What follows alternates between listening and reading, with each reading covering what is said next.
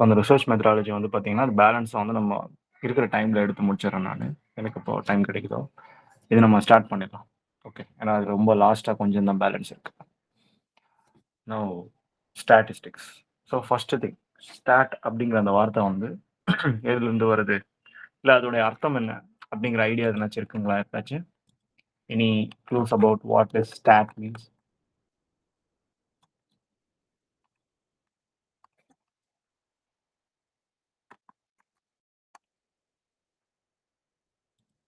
Any idea? Statics இல்ல status இல்ல statistics அப்படிங்கிற வார்த்தை வந்து ஸ்டேட் அப்படிங்கிற அந்த வார்த்தையிலேருந்து வருது. ஓகேங்களா? ஸ்டேட் அப்படின்னா என்ன நிலையில இருக்கும்? இல்ல என்ன கண்டிஷன்ல இருக்கும்? அப்படிங்கிறது தான் ஸ்டாட். ஸோ அந்த ஸ்டாட் அப்படிங்கிற அந்த லாட்டின் வார்த்தையிலிருந்து கண்டிஷன் அப்படிங்கிறதோட டெரிவேட்டிவ் தான் ஸ்டாட்டிஸ்டிக்ஸ் அப்படிங்கிறது. Okay. So statistics typically decides and டெல்ஸ் about what is happening right now. அதோட இன்டெப்த் நியூவான்சஸ் என்ன அப்படிங்கிறத தெரிஞ்சுக்கிறதுக்காக ஸ்டாட்டிஸ்டிக்ஸை பொதுவாக நம்ம பார்ப்போம். இப்போ உள்ள நடக்கும்போது ஸ்டாட்டிஸ்டிக்ஸ் வந்து நிறைய விஷயங்கள்ல வந்து ஈஸியாக ஸ்கியூ பண்ணலாம். ஸ்கியூயிங் அப்படின்னா நமக்கு ஏற்ற மாதிரி பார்க்கறது. ஸோ நமக்கு ஏற்ற மாதிரி ஒரு விஷயத்த வந்து சேஞ்ச் பண்ணி பார்க்கறது மூலமா நமக்கு ஒரு சில விஷயங்கள் அடையும். ஒரு எக்ஸாம்பிளுக்கு ஓகே. இப்போ போன வாட்டிய விட இந்த வாட்டி கிரைம் ரேட் 100% இன்க்ரீஸ் ஆயிருக்கு அப்படின்னு சொல்றோம்னு வச்சுக்கோங்களேன். இந்த 100% இன்க்ரீஸ் ஆயிருக்குன்றது வந்து மொத்தமா அதை கேட்கும்போது நீங்க என்ன நினைக்கிறீங்க? ரொம்ப மோசமானதுன்னு நினைக்கிறீங்களா? இல்ல அவ்வளோ ஒண்ணும் மோசம் இல்லன்னு நினைக்கிறீங்களா? இல்ல what to you think about that generally? Just from hearing this word. போன வாட்டி விட இந்த வாட்டி வந்து போன வாரத்தோட இந்த வாரம் வந்து 100% கிரைம் ரேட் இன்க்ரீஸ் ஆயிருக்கு. இல்ல 100% கிரைம் ரேட் கம்மியா இருக்குன்றாங்க. ஏறுனாலும் சரி, இறங்குனாலும் சரி. இத பத்தி கேட்கும்போது உங்களுக்கு என்ன தோணுது?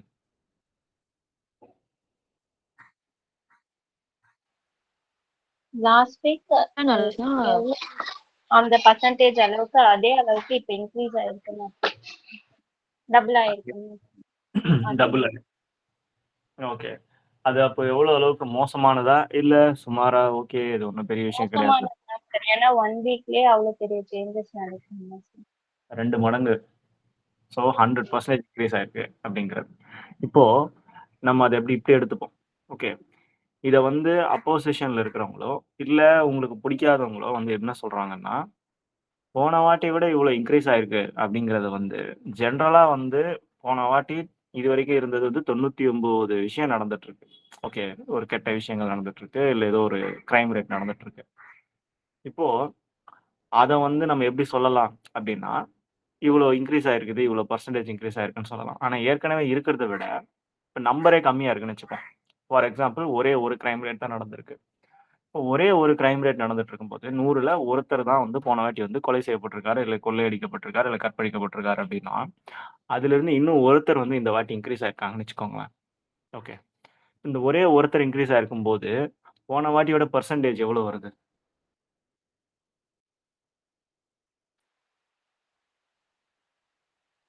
ஒரு கிரைம் ரேட் நடந்திருக்கு லாஸ்ட் டைம். இந்த வாட்டி இன்னொன்னு 1 எக்ஸ்ட்ரா நடந்திருக்கு. அப்போ பெர்சன்டேஜ் வகையில எவ்வளோ? 100% ஆ. ஆனா கேட்கும்போது அது எப்படி இருந்தது? ஒருத்தர் தானே அப்படின்ற மாதிரிதான் இருந்துச்சு சாதாரணமா. ஸோ பெர்சன்டேஜ் கணக்குல நம்ம எடுத்து பார்க்கும்போது, நம்ம மாத்தணும்னு நெனச்சா மாத்துறோம். ஸ்டாட்ஸ வச்சு மாத்த முடியும். எதுக்காக அத மாத்துறோம் அப்படின்னு பார்த்தீங்கன்னா, how we wanted to perceive அப்படிங்கிற அந்த நோஷன வந்து ஸ்டாட்ஸ வச்சே நம்மளால லை பண்ணவும் முடியும், மேனிபுலேட்டும் பண்ண முடியும். நம்மளால வந்து நமக்கு ஏத்த மாரி வந்து ஸ்கியூ பண்ண முடியும். எஸ்கேஇடபிள்யூ அப்படி நம்ம ஸ்கியூயிங் அப்படின்னா, நமக்கு ஏத்தது மாரி எடுத்து பார்க்குறது. ஸோ அத வச்சு லை பண்றது வந்து ரொம்ப ஈஸியான ஒரு விஷயம். ஆனா, இத ஜெனரலி ஸ்பீக்கிங் மேனிபுலேட் பண்றதுக்கு, இல்ல வந்து இத அனலைஸ் பண்றதுக்கான டீட்டெயில்ஸ் எப்படி இருக்கு அப்படின்னு பார்த்தீங்கன்னா, இதே நம்ம 1%ன்றது வந்து 1 நம்பருக்கு ஓகே சார்.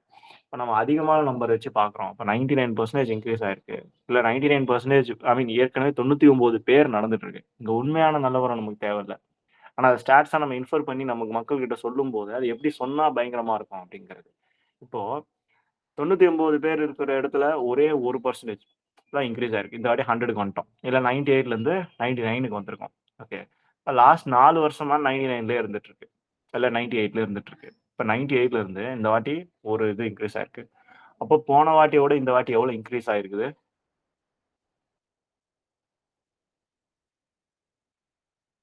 போன வாட்டியோட இப்போ 98ல இருந்து 99க்கு வந்திருந்தா எவ்வளோ பெர்சன்டேஜ் இன்க்ரீஸ் ஆயிருக்கு? 2%. ஹவ் 2%? லைக் நான் 100ஓட கால்குலேட் பண்ணி இட்ஸ் லைக் ஜஸ்ட் 2% அப்படி சொன்னேன். ஓகே. 98ல இருந்து 99 வந்தா 1% இன்க்ரீஸ் ஆயிருக்கு. 99, so I thought 100. ஓகே.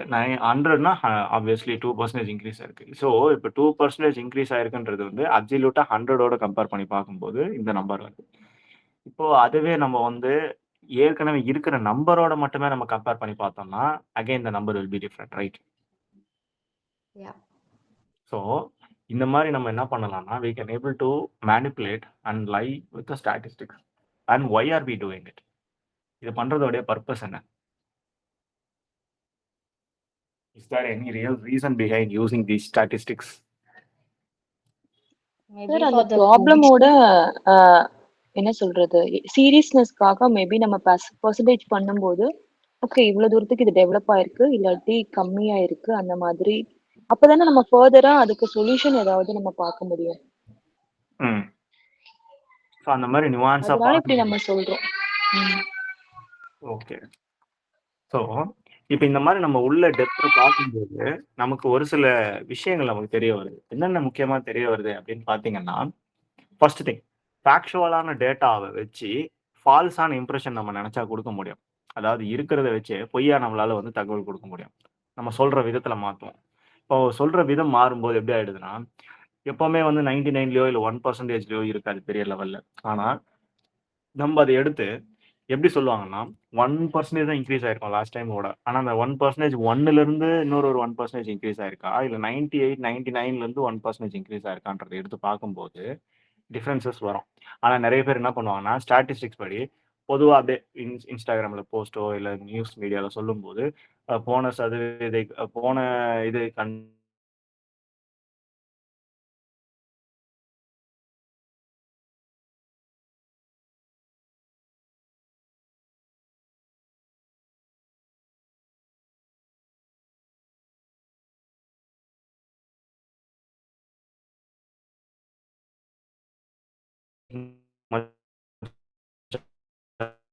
வந்து இன்னொரு ஒண்ணே ஒண்ணு இன்கிரீஸ் ஆயிட்டாலும், still the number is dramatic. But all the same அந்த வெறும் 100% இந்த இடத்துல பெருசா ஒண்ணும் மீனிங் கிடையாது அப்படிங்கிறது. ஸோ அப்போ ஒரு விஷயத்துக்கு என்ன மாரி நம்ம கம்பேரிசன் பண்றோம் அப்படிங்கிறதே பயாஸ் பண்ணி பண்றோமா? நம்மளுடைய பெர்சனல் பிரெஜுடிசஸ் வச்சு, நம்ம எப்படி நடந்துக்கிறோம், நம்மளுடைய எதிர்ப்புகள வந்து நம்ம அது மூலமா காட்டுறோமா? இல்ல ஆவரேஜா இவ்வளவு பெர்சன்டேஜ் இருக்கு அப்படின்றோம். ஸோ இப்போ ஒரு கம்பெனி வந்து ஆவரேஜா பாருங்க எங்களுதுல வந்து ஆ ரூ. 30,000 தான் ஆரம்ப சம்பளமே அப்படிங்கிறாங்க. இன்னொரு கம்பெனி என்ன சொல்லுதுன்னா, இல்ல எங்க கம்பெனியோட ஆரம்ப சம்பளமே வந்து பார்த்தீங்கன்னா, ரூ. 1,00,000 அப்படின்னு சொல்லுது. ஆனா நீங்க போய் வேலை பார்க்குறீங்க. நீங்க போய் வேலை பார்க்கும்போது உங்களுக்கே தெரியும். ஆனா அவ்வளோலாம் குடுக்குறது இல்லையே. ரூ. 1,00,000 ஆவரேஜ் சேலரிங்கிறான். ஆனா நான் வாங்கிட்டு இருக்கிற சேலரி, என் ஃபிரெண்ட்ஸ் வாங்கிட்டு இருக்கிற சேலரி எல்லாம் பார்த்தீங்கன்னா, என்ன ஒரு 20,000, 18,000 கூட தாண்ட மாட்டேங்குது அப்படின்னு சொல்லி சில பேர் சொல்லுவாங்க. அப்ப அந்த இடத்துல எப்படி அந்த ஸ்டாட்ஸ் வந்து மேனிபுலேட் ஆயிட்டு இருக்குன்னு பார்த்தீங்கன்னா, சிஇஓட சேலரி 6,00,000 இருந்ததுன்னு வச்சுக்கோங்க. அப்ப அந்த 6,00,000 அவர் ஒருத்தரோட சம்பளமே கிட்டத்தட்ட எத்தன பேரோட சம்பளத்த வந்து கம்பேர் பண்ணும்போது அதிகமா இருக்கும். ஸோ, அப்ப அத இன்னொரு ஒரு 10 பேர் வாங்குற சம்பளத்தோட சேர்த்து ஆட் பண்ணீங்கன்னா, டோட்டலே எங்கேயோ போயிரும். அப்ப அது கூட நீங்க ஆட் பண்ற இந்த உங்களோட 18,000மோ இல்ல எதுவோ பெரிய டிஃபரன்ஸ் குடுக்க போறதில்ல. அப்படியே ஆட் பண்ணாலுமே even if it is like 10 people 10 பேரோட 18,000 ஆட் பண்ணீங்கன்னா, மிஞ்சி மிஞ்சி போனா என்ன 1,80,000 தான் வரும். 1,80,000. So, when you are dividing it, the mean will still have somewhere around like 3 lakhs, 2 லேக்ஸ்ல தான் இருக்கும். அதுக்கு மேலே போகும். If anything. ஸோ, அப்ப அந்த இடத்துல என்ன ஆகும்? ஆவரேஜா எங்களோடது வந்து இவ்வளோ இருக்குது பாருங்க. அப்படின்னு சொல்லி சொல்லுவாங்க. ஸோ, இந்த சோசனான ஆவரேஜ நம்ம எடுத்து வச்சு, நம்ம வந்து ட்ரங்கேட் பண்ணி பார்க்கும்போது, what happens is, the data can be manipulated and the data can be taken into advantage for how we see it. நம்ம எப்படி பார்ப்போம் அப்படிங்கிறது. ஸோ, இப்ப இது எல்லாத்தையுமே ஜெனரலா தெரிஞ்சுக்கிறது மூலமா ஒரு சில விஷயங்கள நம்ம வந்து மத்தவங்க மாரி இல்லாம, லைக் ஜெனரல் பீப்பிள் வந்து நியூஸ்ல சொன்னாலோ, இல்ல வேற விஷயங்கள் ஏதாவது சொன்னாலோ, அவங்க இருக்கிறத இருக்கிற மாரி எடுத்துப்பாங்க. பட் அப்படி நம்ம எடுத்துக்க தேவையில்லை. We can actually look into it much detail அப்படின்றது தான் ஸ்டாட்டிஸ்டிக்ஸ் படிக்க போறது. சரி. இப்போ இதுல first concept. Parametric and non parametric. இத பத்தி நான் உங்களுக்கு ஆல்ரெடி ஒரு தடவ சொல்லியிருக்கேன் நினைக்கிறேன். Can anyone recall?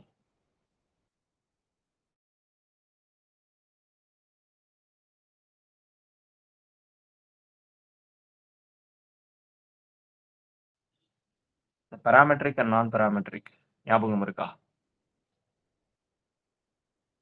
ரிசர்ச் மெத்தடாலஜில கூட சொல்லியிருப்பேன் நினைக்கிறேன்.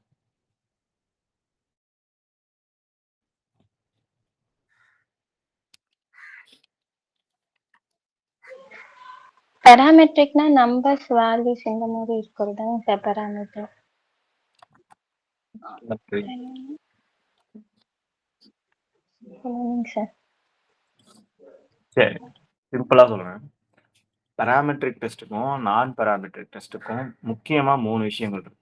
ஓகே, இந்த புக்ல இருக்கிற மாதிரி நீங்க போய் அது ஃபுல்லா டீட்டெயிலா பார்த்துட்டு இருந்தீங்கன்னா உண்மையிலே தலைவலிக்கும்.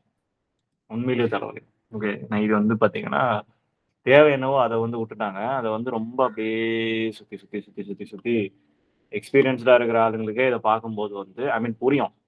ஆனா இது இப்படி எக்ஸ்பிளைன் பண்ணிருக்க வேண்டாமே, இன்னும் கூட கொஞ்சம் ஈஸியா சொல்லிருக்கலாமே அப்படின்றது. நான் உங்களுக்கு அது ஈஸியா சொல்றேன். ஓகே, அதுக்கப்புறமா இதை பார்த்தீங்கன்னா உங்களுக்கு ஈஸியா புரியும். ஃபர்ஸ்ட் திங், பராமெட்ரிக் அப்படின்ற அந்த வார்த்தை எங்கேருந்து வருதுன்னு தெரிஞ்சுக்கோங்க.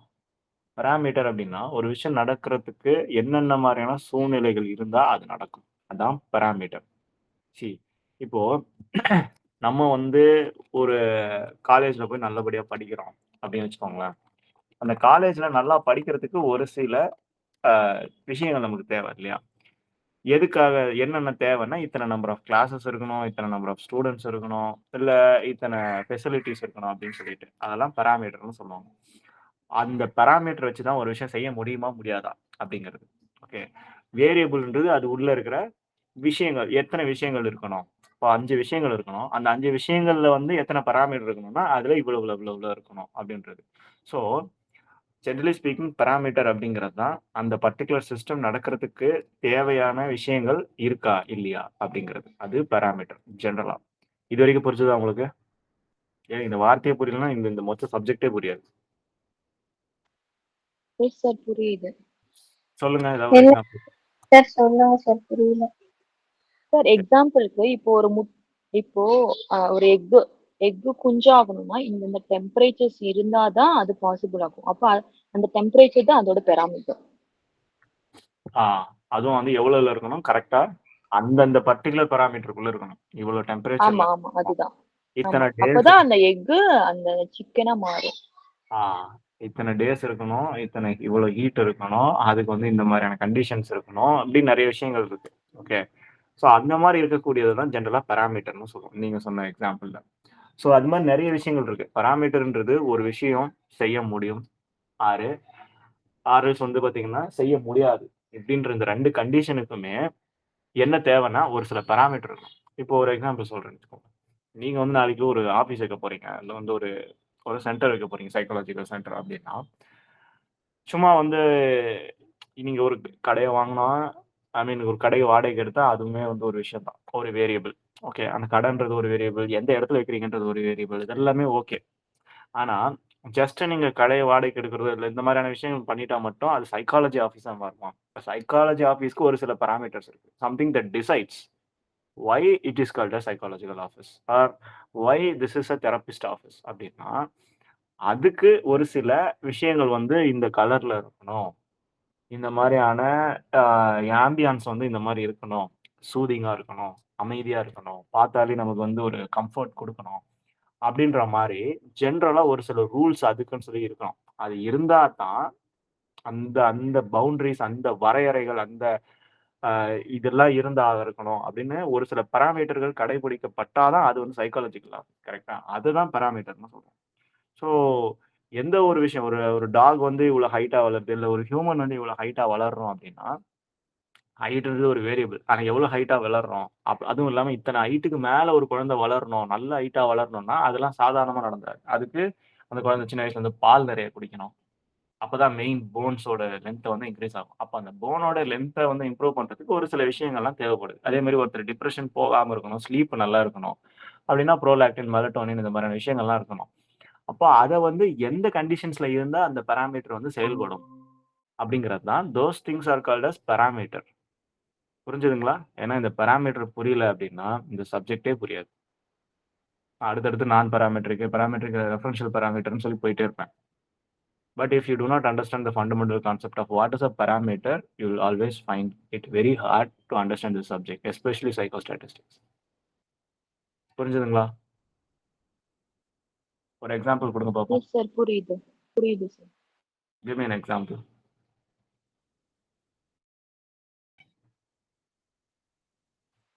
சார் இப்போ எக்ஸாம்பிளுக்கு இப்போ ஒரு கிளாஸ் ரூம்ல சில ஸ்டூடெண்ட்ஸ் படிக்கிறாங்க. இங்க நான் டீச்சர்ஸ் நல்லாவே சொல்லி கொடுத்தாலும் அந்த பிள்ளைங்களோட வீட்ல எப்படி இருக்கு, அவங்க சூழல் எப்படி இருக்கு, சண்டை போடாம இருக்காங்க, இல்லாட்டி அங்கேயும் கைட் பண்றாங்க, அங்கேயும் மோட்டிவேட் பண்றாங்க அப்படின்னா அதெல்லாமே அவங்கள இன்னுமே இம்ப்ரூவ் பண்ணும். அப்ப அதெல்லாமே பெராமீட்டர்ல நம்ம எடுத்துக்கலாம்ல. ஓகே. ஸோ பேசிக்கலி இன்னும் கொஞ்சம் சிம்பிளா சொல்லணும்னா, இல்ல உங்களுக்கு நீங்க புரிஞ்சிருக்கீங்களான்றத ஒரு கேள்வி கேட்குறேன். பாராமீட்டருக்கும் வேரியபிளுக்கும் எதனாச்சும் ஒரு டிஃபரன்ஸ் சொல்லுங்க பார்ப்போம். உங்களுக்கு எப்படி புரிஞ்சிருக்குன்னு சொல்லிட்டு. சார் வேரியபிள்ஸ்னா நம்பர்ஸ் தானே நம்ம சொல்லுவோம். பாராமீட்டர்ல கூட நம்பர் இருக்கலாம், சைன் தீட்டா மாதிரி வேல்யூஸ் இருக்கலாம், எது வேணா இருக்கலாம். ஓகே, இல்ல வந்து வேர்ட்ஸ்லயே இருக்கலாம், இல்ல கண்டிஷன்ஸ் இருக்கலாம். ஓகே, உங்களுக்கு புரிஞ்சுதுங்களா? கிட்டத்தட்ட ரெண்டும் ஒரே மாதிரி, நீங்க சொன்ன பிறகு யோசிச்சா ஒரே மாதிரி தான் தெரியுது. அதனாலதான் ஃபண்டமெண்டல்ல ஸ்ட்ராங் ஆயிடணும். புரியுதுங்களா? ஸோ ஃபண்டமெண்டல்ல ஸ்ட்ராங் ஆகிறதுக்கு இந்த ரெண்டு டிஃபரன்ஸ் வந்து நீங்க தெரிஞ்சுக்கோங்க. ஓகே, ஒரே ஒரு டிஃபரன்ஸ் தான். சில விஷயங்கள்ல வந்து கொஞ்சம் கொஞ்சம் வேரியஸ் வரும். ஃபர்ஸ்ட் திங், வேரியபிள், அது பேர்லயே இருக்குது.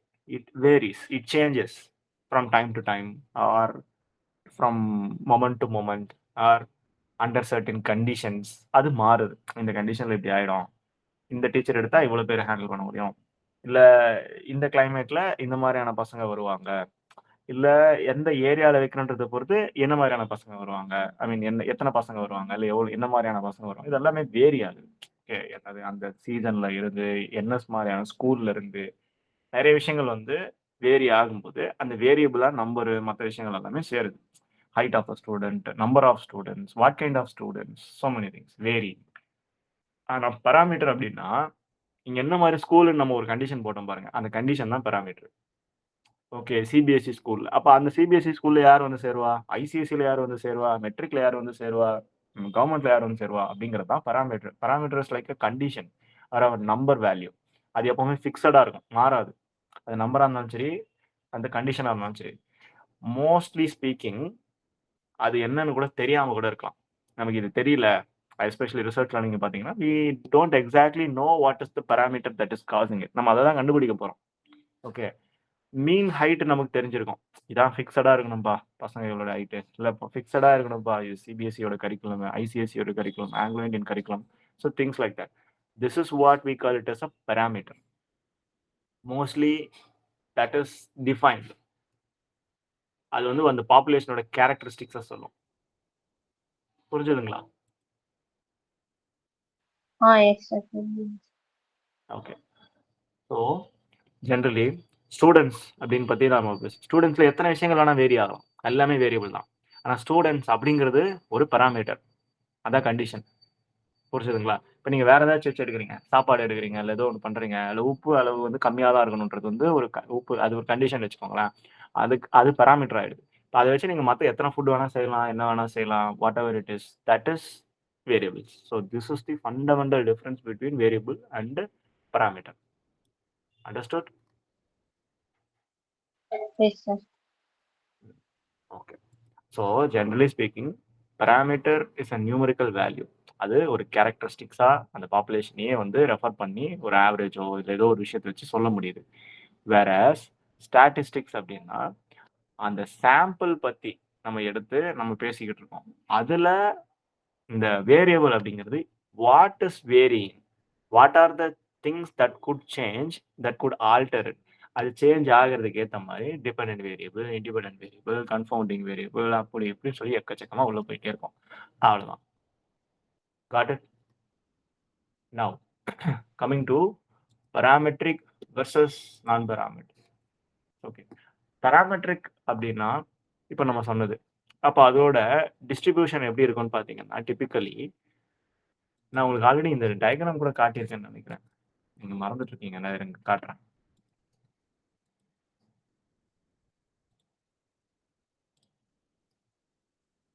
பாராமெட்ரிக்னா அசம்ப்ஷன்ஸ் நார்மலா இருக்கும் அப்படின்னு நான் ஒரு வார்த்தை சொல்லியிருப்பேன். ஞாபகம் இருக்கா உங்களுக்கு? அதாவது அந்த ஒரு இது பார்த்தீங்கன்னா, இப்ப நீங்க கிராஃப்ல போட்டு பார்க்குறீங்க அப்படின்னா, இந்த ஓரத்துல சின்னதா ஸ்டார்ட் ஆகும் அந்த கிராஃப்ல. அதுக்கப்புறம் அப்படியே நடுவுல ஹைட்டா ஏறுது ஒரு பல்ஜ் மாரி. அதுக்கப்புறம் பார்த்தீங்கன்னா, திரும்பி நான் அந்த சைடு போக போக அது நார்மல் ஆயிட்டே இருக்கும். ஒரு மலை மாரி இருக்கும். ஈவனா ஸ்டார்ட் அப்படியே ஹைட்டுக்கு போயிட்டு திரும்பி ஈவனா அப்படியே கீழ இறங்கி வந்து நார்மல் ஆயிடுது. That is what we call it as parametric. Non parametric அப்படின்னா, அது எப்படி வேணாலும் டிஸ்ட்ரிபியூட் ஆயிருக்கலாம். இந்த வார்த்தை ஞாபகம் இருக்கா? Yes sir. ஹேவ் யூ ஞாபகம் இருக்கு. அந்த கிராஃப்ல காட்டுறப்ப ஆ ஃபார் எக்ஸாம்பிள் பார்த்தேன். நான் உங்களுக்கு சொல்லியிருக்கேன்னு நினைக்கிறேன் இத. ஒரு டயகிராம் ஒண்ணு வச்சிருக்கேன் பாருங்க குரூப்ல. இதுல ஏன்னு இருக்கு பார்த்தீங்களா? அதுதான் நார்மல் டிஸ்ட்ரிபியூஷன். இததான் பாராமெட்ரிக் அப்படின்னு சொல்லி சொல்றோம். ஸோ பாராமெட்ரிக் அப்படின்னா, இந்த மாரி வந்து ஈவனா அது ஓகே. இதுவே நான் பாராமெட்ரிக்ன்னு வச்சுக்கோங்களேன். அது வந்து ஈவனா இருக்காது. அது எப்படி இருக்கலாம்னா, it can have multiple set points, multiple height, multiple lows, ஏறி ஏறி இறங்கலாம். நம்மளோட இசிஜி மாரி கச்சாமுச்சான்னு சொல்லிட்டு. இல்லாட்டி வந்து ஸ்டெப் பை ஸ்டெப்பா அப்படியே மேல மேல மேல மேலன்னு அடுத்த ஸ்டெப், அடுத்த ஸ்டெப், அடுத்த ஸ்டெப்ன்னு ஏறிட்டு போலாம். எப்படி வேணா இருக்கலாம். உங்களுக்கு அனுப்பிச்ச ஃபோட்டோ வந்துருச்சாங்க? எஸ் சார் பார்த்துட்டோம். ஓகேங்களா? ஸோ அதுல பார்த்தீங்கன்னா, எப்படி வேணாலும் இருக்கும். கன்னாபின்னா, கன்னாபின்னா, கன்னாபின்னான்னு இருக்கும். அப்போ நான் பாராமெட்ரிக் டெஸ்ட் அந்த மாரி இருக்கும். ஸ்டெப் ஸ்டெப்பா இருக்கும். இசிஜி மாரி இருக்கும். ஏறி ஏறி இறங்கும். So it can be of any type. But what is the difference? அப்ப என்னதான் அதுக்கு மெயினான டிஃபரன்ஸ் அப்படின்னு பார்த்தீங்கன்னா, generally a normal distribution will always have a uniform and ஒரு ஒரு செட் கேரக்டரிஸ்டிக்ஸ்னு அதுக்கு இருக்கும். அந்த கேரக்டரிஸ்டிக்ஸ நார்மலா டிஸ்ட்ரிபியூட்டா இருக்கும். அதுதான் நார்மல் டிஸ்ட்ரிபியூஷன் அப்படின்னு சொல்லுவோம். Typically parametric test will be following the normal distribution. நான் பாராமெட்ரிக் அப்படின்றது நான் நார்மல் டிஸ்ட்ரிபியூஷன் அப்படின்னுவாங்க. இப்ப இதுலயும் உங்களுக்கு அடிஷனலா ஒரு வார்த்தைய நான் சொல்லிட்டு வரேன். நார்மல் டிஸ்ட்ரிபியூஷன் என்ன? நான் நார்மல் டிஸ்ட்ரிபியூஷன் ஆர் நான் நார்மேட்டிவ் டிஸ்ட்ரிபியூஷன் அப்படிங்கிறது. ஸோ இத தனியா ஒரு டாபிக்கா கேட்கும்போது ஞாபகம் வச்சிருக்கணும். ஓ! ஆமால்ல இது சொல்லியிருக்காங்க. It follows normal distribution. இப்ப இது வந்து இல்ல, இது ஃபாலோ பண்ணல அப்படின்னா, அதோடைய ரேஷியோவோ இல்ல இன்டர்வலோ கன்னாபின்னான்னு இருக்கு அப்படின்னா, அப்போ அந்த இடத்துல this is not a parametric. இது நான் பாராமெட்ரிக் டெஸ்ட். ஏன் நான் பாராமெட்ரிக் டெஸ்ட்? அது நார்மல் டிஸ்ட்ரிபியூஷன ஃபாலோ பண்ணல. நார்மலா டிஸ்ட்ரிபியூஷன் இல்லன்னா என்ன பார்த்தோம் அப்படின்னா, அது ஈவனா ஏறிட்டு ஈவனா இறங்கலப்பா. அது வந்து கச்சாமுச்சான்னு இருக்குது. நடுவுல வந்து என்னென்னமோ வந்து வேரி ஆயிட்டே இருக்கு. அத வந்து நம்ம ஸ்பெசிஃபிக்கா நம்மளால சொல்ல முடியாது அப்படின்றோம். அண்டர்ஸ்டுட்.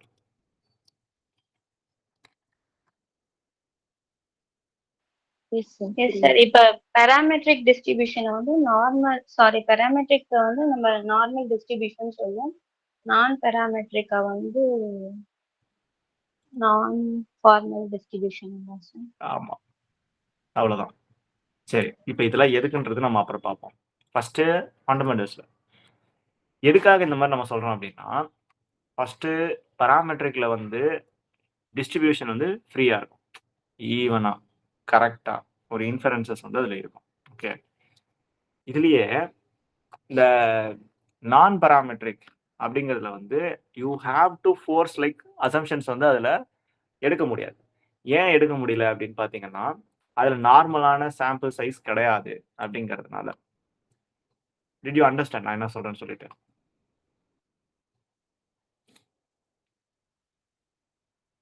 நான் என்ன சொல்றேன்னு புரியுதுங்களா? ஏன்னா இதுக்கு அப்புறம் தான் அந்த டெஸ்ட்டும் சொல்லும்போது இன்னும் புரிய ஆரம்பிக்கும். Chi square test, Spearman's rank correlation அதெல்லாம். But generally sir parametric normal டிஸ்ட்ரிபியூஷன்னால நம்மளால மேபி கெஸ் பண்ண முடியும். இதோட சிமெட்ரியா கூட மீதம் ஆஃப் இருக்குன்னு பண்ண முடியும். ஆனா பெராமெட்ரிக்ல மேபி தெரியல நமக்கு எப்படி ரிசல்ட் வரப்போகுதுன்னு தெரியாது. அதுதானே சொல்ல வரீங்க? ஆமா. மெயினா இப்ப ரெண்டுத்துலயுமே அசம்ப்ஷன் பண்ண முடியாது நம்மளால கரெக்டா. ஆமா. இப்ப ஏன் அப்படி இருக்குது அப்படிங்கிறது உங்களுக்கு புரியுதுங்களா? Why can't you assume in that compared to this? அதான் சார் பெராமெட்ரிக்கே நானுன்னு சொல்லியாச்சுல. அப்ப நம்மளால சொல்ல முடியாதுல்ல. ம். ஸோ இப்போ பேராமெட்ரிக்ல ஃபிக்ஸ்டு தான் இருக்கும் வேல்யூஸ், நான் பேராமெட்ரிக்ல மாறும். அவ்வளோ ஜென்ரலா எடுக்காதீங்க. அது வந்து என்ன சொல்றது, மாறும் அப்படிங்கிறது வந்து நடுவுல கூட மாறலாம். ஆனா அதோட அந்த டிஸ்ட்ரிபியூஷன் மட்டும் எப்படி இருக்கும்னு பார்த்தீங்கன்னா, it follows a uniform or linear or some form of distribution where the assumptions are தெளிவா நமக்கு இதுதான் அப்படிங்கிறது நமக்கு தெரியும். சரி இருங்க இப்படி சொல்லிடுறேன். ஃபர்ஸ்ட் ஒரு ஸ்கேல் இருக்கு. நாமினல் ஸ்கேல் அப்படின்னா, அது நெறைய ஸ்கேல் நீங்க பார்த்திருப்பீங்க ரிசர்ச் மெத்தட்ல. Nominal scale, ordinal scale, interval scale, ratio ஸ்கேல்னு சொல்லிட்டு. ஞாபகம் இருக்கா ரிசர்ச் மெத்தடாலஜில? நாமினல்னா தோராயமா சொல்றது. ஆர்டினல்னா ஒரு ஆர்டர் மாரி இருக்கும். 1, 2, 3ன்னு சொல்லி. இன்டர்வல்ன்றது ஈக்குவல் டிஸ்டன்ட்டா இருக்கும். 1, 2, 3 இருக்கணும்னு அவசியம் கிடையாது. 2, 4, 6, 8 ஈவனா இருக்கலாம். இல்ல வந்து அன்ஈவன் ஐ மீன் லைக் என்ன சொல்றது? பிரைமரி நம்பரா இருக்கலாம். அந்த மாரி வந்து 1, 3 அப்படி கூட போலாம். ஸோ இந்த மாரி டிஃபரன்ஸஸ் இருக்கும். ரேஷியோ ஸ்கேல்ன்றது இது இவ்வளோ இருந்துச்சுன்னா, மேல் இவ்வளோ இருந்தாங்கன்னா, ஃபீமேல் அவ்வளோ இருக்கணும். இல்ல சர்க்கரை இவ்வளோ இருந்துச்சுன்னா, உப்பு இவ்வளோ இருக்கணும். அப்படிங்கிற மாரி ஒரு காம்பினேஷன்ஸ்ல வரும். ஸோ, இப்ப இந்த இடத்துல நீங்க எடுத்து பார்த்தீங்க அப்படின்னா, பாராமெட்ரிக் அண்ட் நான் பாராமெட்ரிக் அப்படின்னும்போது, பாராமெட்ரிக் டெஸ்ட்ல வந்து டிஸ்ட்ரிபியூஷன் வந்து இதுதான், இப்படிதான் அப்படின்னு தெளிவா இருக்கும். நம்ம இத தான் ஃபாலோ பண்ண போறோம். ஏன்னா எக்ஸாம்பிள் இல்லாம நான் சொல்றது கொஞ்சம் கஷ்டமா தான் இருக்கும். ஏன்னா அது ஃபண்டமெண்டல்ஸ்ன்றதுனால. ஓகே. ஸோ இது நார்மலா டிஸ்ட்ரிபியூஷன் ஆயிட்டு இருக்கும் அப்படிங்கிறது நம்மளால அசம்ப்ஷன் பண்ண முடியும். ஓகே. வேரியன்ஸ் வந்து இப்படிதான் வேரி ஆகும். இவ்வளோ ஏறும், இவ்வளோ இறங்கும் அப்படின்றது நமக்கு தெரியும். ஓகே. ஸோ இந்த ஃபண்டமெண்டல் டிஃபரன்ஸஸ வச்சு தான் நம்ம வந்து என்ன பண்றோம்? ஒரு ஸ்டாட்ஸ் இப்படி ஆப்பரேட் ஆகுது அப்படிங்கிறத நம்மளால புரிஞ்சுக்க முடியுது. நான் என்ன சொல்றேன்னு புரியுதுங்களா? S sir. ஓகே. சரி புரியலன்னா தாராளமா கேளுங்க. அதே மாரி இது வந்து உங்களுக்கு ஒரு சில அண்டர்ஸ்டாண்டிங் எப்போ வர ஆரம்பிக்கும்னா, நான் எக்ஸாம்பிள்ஸ் இன் த சென்ஸ் இது எந்த இடத்துல பயன்படுது அப்படிங்கிறதும் சேர்ந்து தெரியும்போது, உங்களுக்கு அது ஐடியா கிடைக்கும். ஏன்னா இந்த டெஸ்ட் பேர்லாம் நீங்க என்ன paired test, t test, unpaired t test, ANOVA, Pearson coefficient, Wilcoxon இதெல்லாம் நீங்க இன்னும் பார்க்கல. இதெல்லாம் இதுக்கு அப்புறம் தான் வரப்போகுது. பட் ஓவரால் ஸ்பீக்கிங் இது ஏன் நடக்குது அப்படிங்கிறது அந்த அந்த யூசேஜ் வரும்போது தான் நமக்கு கிளியர் கட்டா புரிய ஆரம்பிக்கும். ஓகே.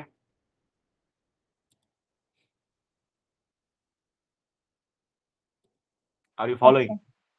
சார். Yes sir. இந்த எஸ் இந்த சார். சப்ஜெக்ட் புரியணும்னா ஃபண்டமெண்டல்ஸ் வந்து ரொம்ப ஸ்ட்ராங்கா நமக்கு தெரியணும். ஃபண்டமெண்டல்ஸ் நமக்கு ஸ்ட்ராங்கா தெரியல அப்படின்னா கஷ்டமாயிடும். இன்னும் சிம்பிளா சொல்றேன். நான் பாராமெட்ரிக்கு அசம்ப்ஷன்ஸ் தேவையில்லை. பாராமெட்ரிக்குனா அசம்ப்ஷன்ஸ் தேவைப்படும். ஓகே. அதுக்கு நான் பாராமெட்ரிக்ல ஏன் அசம்ப்ஷன்ஸ் தேவையில்ல அப்படிங்கிறத நம்ம அப்ப பார்ப்போம். ஏன்னா வேரியன்ஸஸ் வந்து ஈக்குவலா இல்லாததுனால, நம்ம அங்க அஸ்யூம் பண்ணிக்கிட்டுலாம் இருக்க முடியாது. ஓகே. அது எப்படி வேணாலும் போகலாம் அப்படின்னு சொல்லிட்டு. ஆனா பாராமெட்ரிக்ல நம்ம அஸ்யூம் பண்ணலாம். ஓகே. இது இப்படி ஒரு ஷேப்ல இருக்கும். நார்மல் ஷேப்ல தான் இருக்கும். இல்ல ஈக்குவல் வேரியன்ஸ் இருக்கும் அப்படிங்கிறது நமக்கு தெரியும். ஓகே. அதனால வந்து பாராமெட்ரிக்க வந்து அஸ்யூம் பண்ண முடியும். அது இல்லாம டிபிக்கலி ஸ்பீக்கிங் பாராமெட்ரிக்ல ஒரு குவான்டிடேட்டிவ் டேட்டா வச்சு தான் மூவ் பண்ணுவோம். ஏன் குவான்டிடேட்டிவ் மீட்டர்னா, we can able to identify இதுதான் டிஸ்கிரிப்ஷன். அதுல வந்து இந்த வேல்யூஸ் வந்து இப்படிதான் இருக்கும். இது நடுவு பகுதியில இருக்கா? கண்டிப்பா ஹைல இருக்கும்.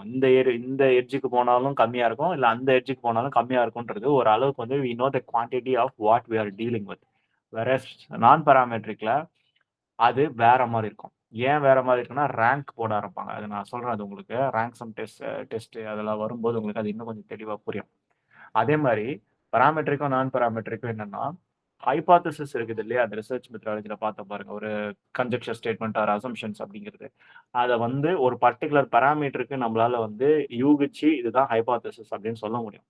ஓகே. ஒரு பர்ட்டிகுலர் இதுக்கு இவ்வளோ மீன் இருக்கும், இவ்வளோ இது இருக்கும்ன்ட்டு. ஆனா நான் பாராமெட்ரிக் டெஸ்ட்ல அது பண்ணாலுமே டிஸ்ட்ரிபியூஷன்ஸ் எப்படி இருக்கும் அப்படின்றது நம்மளால சொல்ல முடியாது. ஸோ இந்த மாதிரியான ஃபண்டமெண்டல் டிஃபரன்சஸ் அது இருக்கும். ஆனா பாராமெட்ரிக் வந்து எப்பவுமே எப்படி இருக்கும்னா, பவர்ஃபுல்லா இருக்கும். கம்பேர்ட் டூ நான் பாராமெட்ரிக் டெஸ்ட். ஏன்னா அசம்ப்ஷன்ஸ் வந்து ஈஸியரா அதுல மேட்ச் ஆகும். ஆனா நான் பாராமெட்ரிக் வந்து பார்த்தீங்கன்னா, கம்பேர் பண்றது அதாவது கால்குலேட் பண்றது ஈஸியா இருந்தாலும், it is not that powerful. Why? ஏன் வந்து அதுல அசம்ப்ஷன்ஸ் வந்து ஈஸியா மேட்ச் ஆகுது. ஆனா, அத பவர்ஃபுல்ன்னு சொல்றோம் பாராமெட்ரிக்க. ஆனா, நான் பாராமெட்ரிக்ல அவ்வளவா மேட்ச் ஆகலனாலும், இது ஈசியரா இருக்குது அப்டின்றோம். ஏன்? Any idea?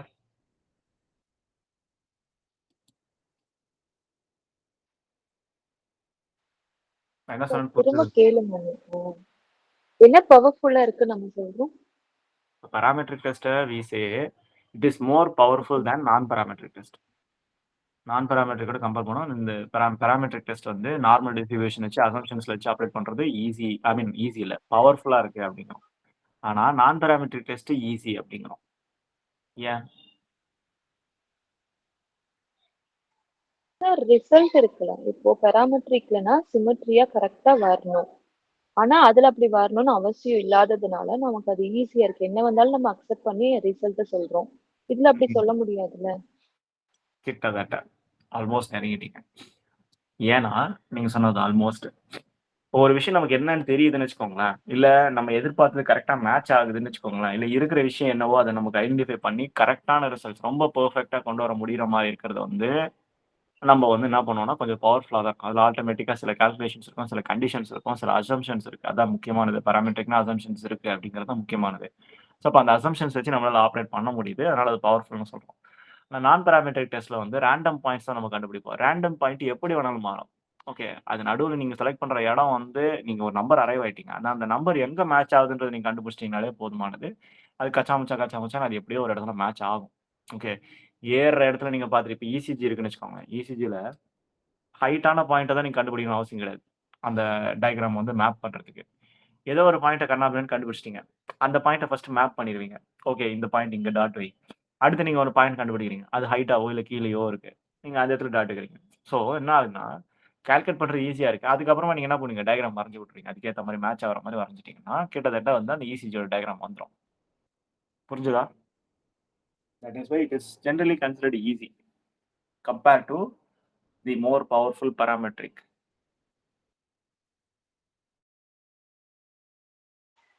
Sir parametric test தான் ரொம்ப பவர்ஃபுல். அதுதான் நமக்கு டேட்டா கரெக்டா கொடுக்க போகுதா?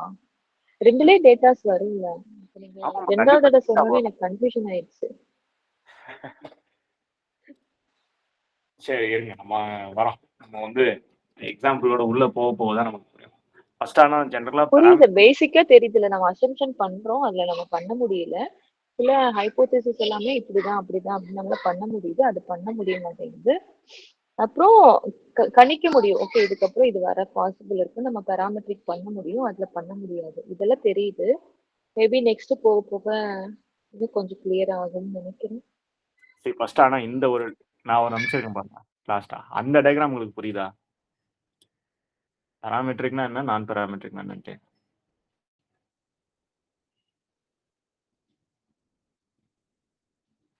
எஸ் சார், புரியுதுங்க சார். அந்த diagram. எங்கெல்லாம் டேட்டா வந்து இந்த மாதிரி ஈவனா டிஸ்ட்ரிபியூட் ஆகி ஒரே பெல் ஷேப்ல வருதோ அதை வந்து நம்ம ஓகே இது பாராமெட்ரிக். அப்போ பாராமெட்ரிக் டெஸ்ட்ல டிஸ்ட்ரிபியூஷன் எப்படி இருக்கும்?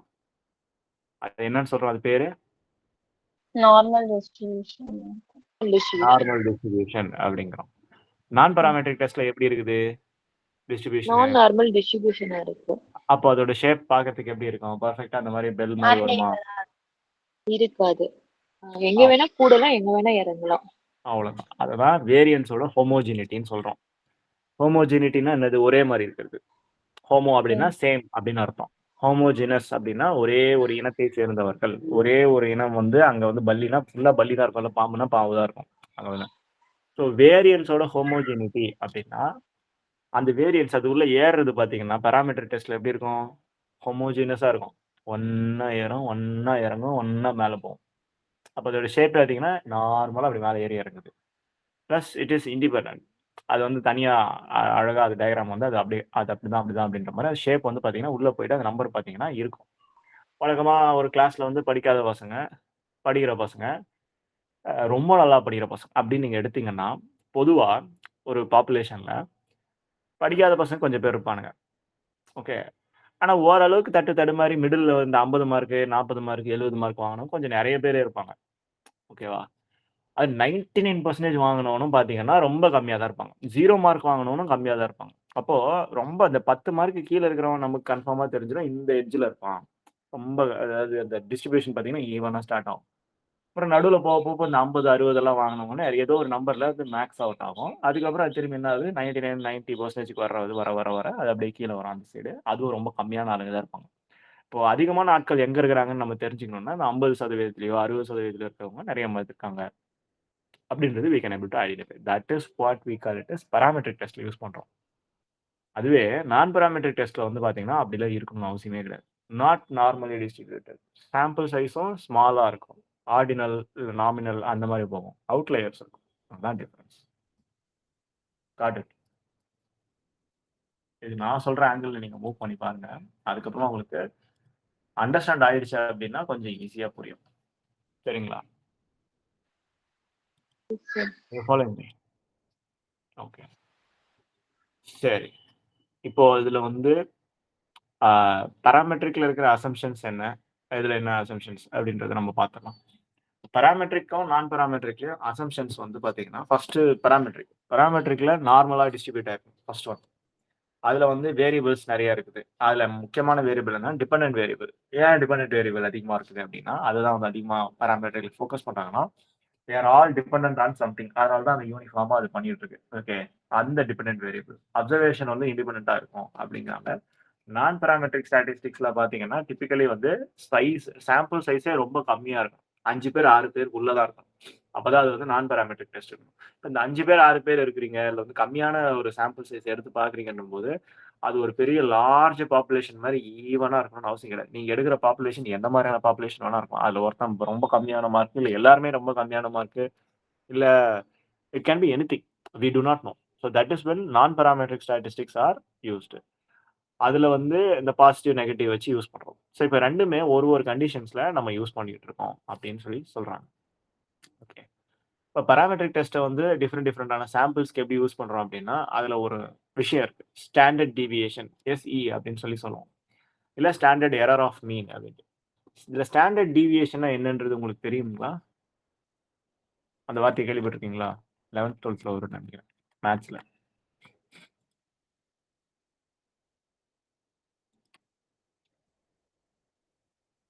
சரின்னா சொல்லுங்க, இல்லைனாலும் பரவாயில்ல, ஒன்றும் ப்ராப்ளம் இல்லை.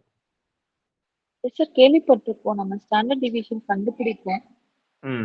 அப்படின்னா என்னது? எஸ்டி அப்படின்னு சொல்லி போட்டு, இல்ல வந்து அது ஒரு லாட்டின்ல அந்த ஒரு வார்த்தையை போடுவேன். ஒரு ஃபார்முலா மாதிரி போடுவோம். ஞாபகம் இருக்கு. சரியா ஞாபகம் இல்ல. மொத்தமா போட்டுட்டு வகுப்போமா? செய்வோம். Stand okay. கிட்டத்தட்ட மொத்தமா போட்டுட்டு பண்றது ஒரு ஆவரேஜ் கண்டுபிடிக்கிற மாதிரி தான். கிட்டத்தட்ட வந்துட்டீங்க. அதுதான். அப்போ ஸ்டாண்டர்ட் டீவியேஷன்னா என்ன? அது பேர்லயே இருக்குது. டீவியேஷன். ஓகே. இப்போ மேபி ஒரு பாயிண்ட்டுக்கு இன்னொரு பாயிண்ட்டுக்கும் எவ்வளவு கேப் இருக்கு? ஒரே மாதிரி டிவியேஷன் ஆகுதா? அந்த மாதிரியா? சரி, ஓகே, ரைட். ஸ்டாண்டர்டா இருக்கிற வேல்யூல இருந்து டீவியேஷன் இருக்குங்க. அவ்வளவுதான். எவ்வளவு டீவியேட் ஆயிருக்குன்னு கண்டுபிடிக்கிறது. ஓகே.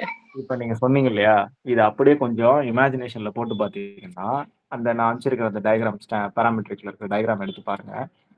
அதுல இப்படி ஸ்டாண்டர்டா என்ன பண்ணிருக்குன்னா, ஓகே, பெல் ஷேப் தான் இருக்குதுன்றது மட்டும் நமக்கு தெரிஞ்சிருது. ஒரு மணியை குப்புறம் படுக்க வச்ச மாதிரி ஒரு இது இருக்குது. பட் அந்த பெல் ஷேப் வந்து பாத்தீங்கன்னா, எப்படிப்பட்ட டீவியேஷன் வருது?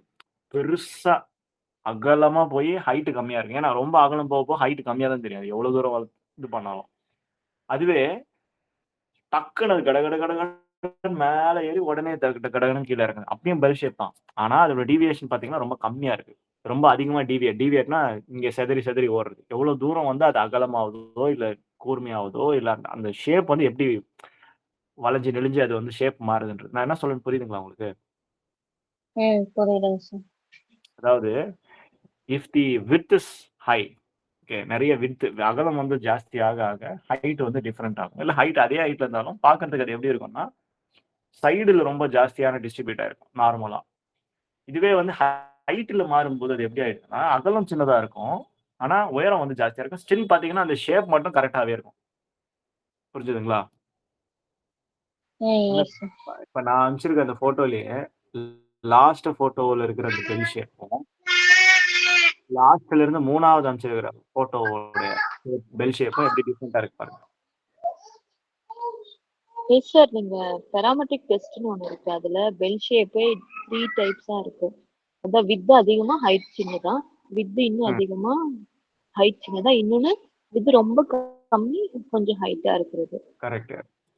அப்போ இத வச்சுதான் நம்ம என்ன பண்ண போறோம்னா, ஸ்டாண்டர்ட் டீவியேஷன் இதை கண்டுபிடிக்க போறோம். இந்த ஸ்டாண்டர்ட் டிவியேஷன் வச்சு நம்ம வேற என்னெல்லாம் தெரிஞ்சுக்கலாம் அப்படின்னா, இதுல எவ்வளவு எரர் ரேட் அடிக்குது, இந்த மீன் கிட்ட இருந்து எவ்வளவு எரர் வரும். ஃபார் எக்ஸாம்பிள், இப்போ நம்ம வந்து ஒரு அசம்ஷன் வைக்கிறோம் அப்படின்னா, அந்த அசம்ஷன்ஸ்ல இருந்து மிஸ்டேக்ஸ் வருது. ஆனா மிஸ்டேக்ஸ் வர வர நம்ம என்ன பண்றோம், அதை அட்ஜஸ்ட் பண்ணிட்டே வரோம். அட்ஜஸ்ட் பண்ண ஒரிஜினல் வேல்யூ கிடைக்குது. அப்போ எவ்வளவு எரர் இருக்குன்னு சொல்லி ஃபர்ஸ்ட் கண்டுபிடிக்கணும் இல்லையா? இப்ப நம்ம கூட ஒரு கிளையண்ட்ட பார்க்குறோம். கிளையண்ட்ட பார்க்கும்போது அவர் வந்து எனக்கு ஸ்ட்ரெஸ்ஃபுல்லா இருக்கு, இல்ல வந்து ரொம்ப வயலன்ட்டா நடந்துக்கிறேன் அப்படி இப்படிலாம் சொல்றாரு. பொத்தாம்பொதுவா அவர் அப்படி சொல்லும்போது, நம்ம ஒரு சில மைண்ட்ல வந்து ஒரு சில ஐடியாஸ் கிடைக்கும். ஒரு அசம்ப்ஷன்ஸ் வைக்கிறோம் ஃபர்ஸ்ட். எனக்கு எக்ஸாக்ட்டா நமக்கு தெரியாது. இப்ப அசம்ப்ஷன்ஸ் வச்சு அவர் என்ன நடந்துக்கிறாரு, எப்படி நடந்துக்கிறாரு, ஓகே வயலன்ட்டா இருக்காருன்றாரா? அப்ப சரி ஓகே ரைட். அப்ப இன்டர்னல் காம்போனன்ட் ஏதோ ஒண்ணு. ஐ மீன் எக்ஸ்டர்னல் காம்போனன்ட் ஏதோ ஒண்ணு வெளியில அவர் நடந்துக்கிறாரு. உள்ள ஸ்ட்ரெஸ் எதுனா ஃபீல் பண்றாரு, anxiety feel okay right. Feel பண்றாரு. அப்போ வந்து இது. அப்புறம் வேற எமோஷனல் காம்போனன்ட் சேட் அந்த மாதிரி எதுனா இருக்கா? ஓகே 3 காம்போனன்ட்டும் சாட்டிஸ்ஃபை ஆச்சு. அப்ப பைபோலார் இருக்கிறதுக்கு வாய்ப்பு இருக்கு. அப்படின்னு சொல்லிட்டு நம்ம அஸ்யூம் பண்ணிக்கிட்டே வரோம். அது என்ன பண்றோம், எரர வந்து கம்மி பண்ணி, இல்ல வேற ஏதாவது எரர் இருந்துச்சுன்னா அத ரிமூவ் பண்ணிட்டு, ஓகே அது அப்ப இது வராது. இது இப்ப இது வராது. அப்படின்னு சொல்லி எரர ரிமூவ் பண்றோம். அது மூலமா அந்த டீவியேஷன் எப்படிலாம் வருதுன்றத கண்டுபிடிச்சு, நம்ம வந்து ஓகே இதான் நடக்குது. In this particular situation or in this particular sampling situation this is what is happening. அப்படி நம்ம ஆனா அங்க ஃபார்முலாலாம் போட்டுக்கிட்டு இருக்க மாட்டோம். ரியல் வேர்ல்டுல. ஓகே. ஆனா நம்ம தெரிஞ்சுக்கிறதுக்காக நமக்கு குடுத்துருக்காங்க. Understood what is standard deviation or standard error of mean? பொதுவா Yes, sir. எரர்ல இருந்து எவ்வளவு வித்தியாசத்த நம்மளால கண்டுபிடிக்க முடியுது அப்படிங்கிறது தான் ஸ்டாண்டர்ட் டீவியேஷன். எவ்வளவு டீவியேட் ஆயிருக்கு. அது மூலமா அந்த எரருக்கு அந்த ஸ்டாண்டர்டா அந்த மீன் கிட்ட இருந்து எவ்வளவு வித்தியாசங்கள் வருது அப்படிங்கிறது. எவ்வளவு வித்தியாசம் வருதோ அவ்வளவுக்கு எவ்வளவு தூரமா இந்த பக்கமோ அந்த பக்கமோ போகும். Very simple. ஓகே. சார் ஆனா நம்ம இந்த மாதிரி டெஸ்ட் எடுக்கும்போது நமக்கு கிட்ட ஸ்டாண்டர்டா ஒரு வேல்யூ இருக்கும். அதுல இருந்து தானே நம்ம பார்க்க முடியும். நம்ம கிட்ட இருக்கிறத வச்சு அசம்ப்ஷன்ஸ் பண்ணி நம்ம அதுல இருந்து எடுக்கிறோம் வேல்யூவை. ஓகே. Yes sir. ஸோ ஒரு ஸ்டாண்டர்ட் எரர் ஆஃப் மீன் அப்படிங்கறத வந்து அந்த ஷேப்பே பாத்தீங்கன்னா இருங்க நான் அனுப்புறேன் பாருங்க. ஏன்னா இந்த எக்ஸாம்ல நீங்க எழுத வேண்டி வரும்.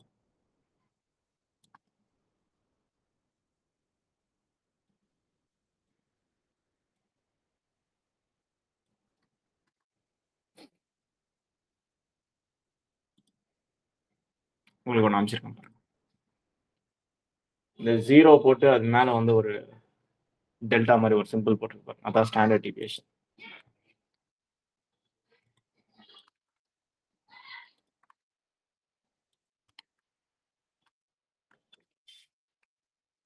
இந்த மாதிரி ஒரு சிம்பிள் இருக்கா? போட்டு கீழே வந்து ஒரு எம்னு சொல்லிட்டு. Are you seeing it? Yes, sir. That is what we call it as Sir. standard error of mean. Standard error of mean அப்படின்றாங்க. அதை SE to the subscription of எம்னு சொல்லலாம். இல்ல சப்டெக்ஸ்ட்ல வந்து எம் போட்டுட்டு அந்த சிம்பிள் ஸ்ட்ரைட்டா சிம்பிளையும் நம்ம போட்டுடலாம்.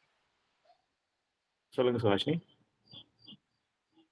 இல்ல சார் இல்ல சார் இல்ல பார்த்துட்டு இருக்கேன். அது சிம்பிள் நீங்க அந்த ஓ மேல அப்பாஸ்ட்ரோஃபி எம் போட்டாலும் அது ஸ்டாண்டர்ட் எரர் ஆஃப் மீன் தான் இருக்கும். ரெண்டுமே ஒண்ணுதான். ஆமா. நம்ம வந்து அதை இங்கிலீஷ்ல யூஸ் பண்ணும்போது எஸ்இ சப்டெக்ஸ்ட்ல எம் போடுவோம். ஆர்எல்ஸ் லாட்டினோட அந்த ஸ்டாண்டர்ட் டீவியேஷனோட சிம்பிளை போட்டுட்டு அதுக்கு கீழே வந்து எம்னு போட்டாலும் சேம் தான். ஓகே.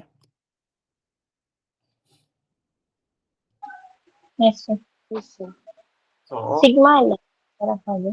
ஆமா அது சிக்மா கரெக்ட். ஆக்சுவலி டெல்டான்னு சொல்லுவாங்க. அதை இப்படி இருக்கும். அது பாக்குறதுக்கு எப்படி இருக்கும்னா ஸ்டாண்டர்ட் டிவியேஷனோட சிம்பிள் நீங்க நெட்ல போட்டீங்கனாலே வரும். அதோட சிம்பிள் வந்து அந்த டிஏ வந்து ஒரு மாதிரி படுக்க போட்ட மாதிரி இருக்கும். கரெக்ட் தான் நீங்க சொன்னது கரெக்ட். சிக்மா சிம்பிள் 6 வந்து இப்படி படுக்க சாட்சி வச்ச மாதிரி இருக்கும்.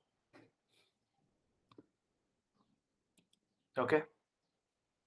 சார் இப்போ இதோட ஃபார்முலாவா பாத்தீங்கன்னா எஸ்இஎம் ஃபார்முலாவை நீங்க பாத்துக்கோங்க. பிகாஸ் அது சேம் கான்செப்ட் வந்து நம்பரா எக்ஸ்பிரஸ் பண்ணியிருப்பாங்க.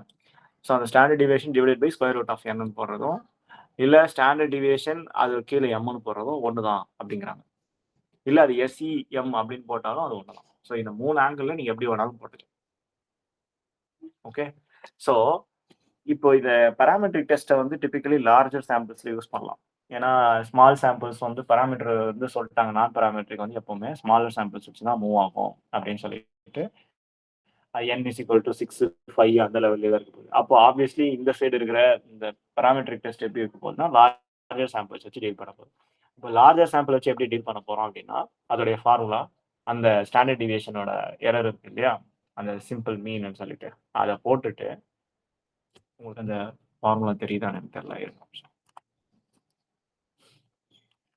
எல்லாத்தையுமே இங்க ஃபார்முலாவா கொடுத்துருப்பாங்க. ஸோ நீங்க அதுக்கேற்ற மாதிரி அதை டிரைவ் பண்ணிக்கணும்.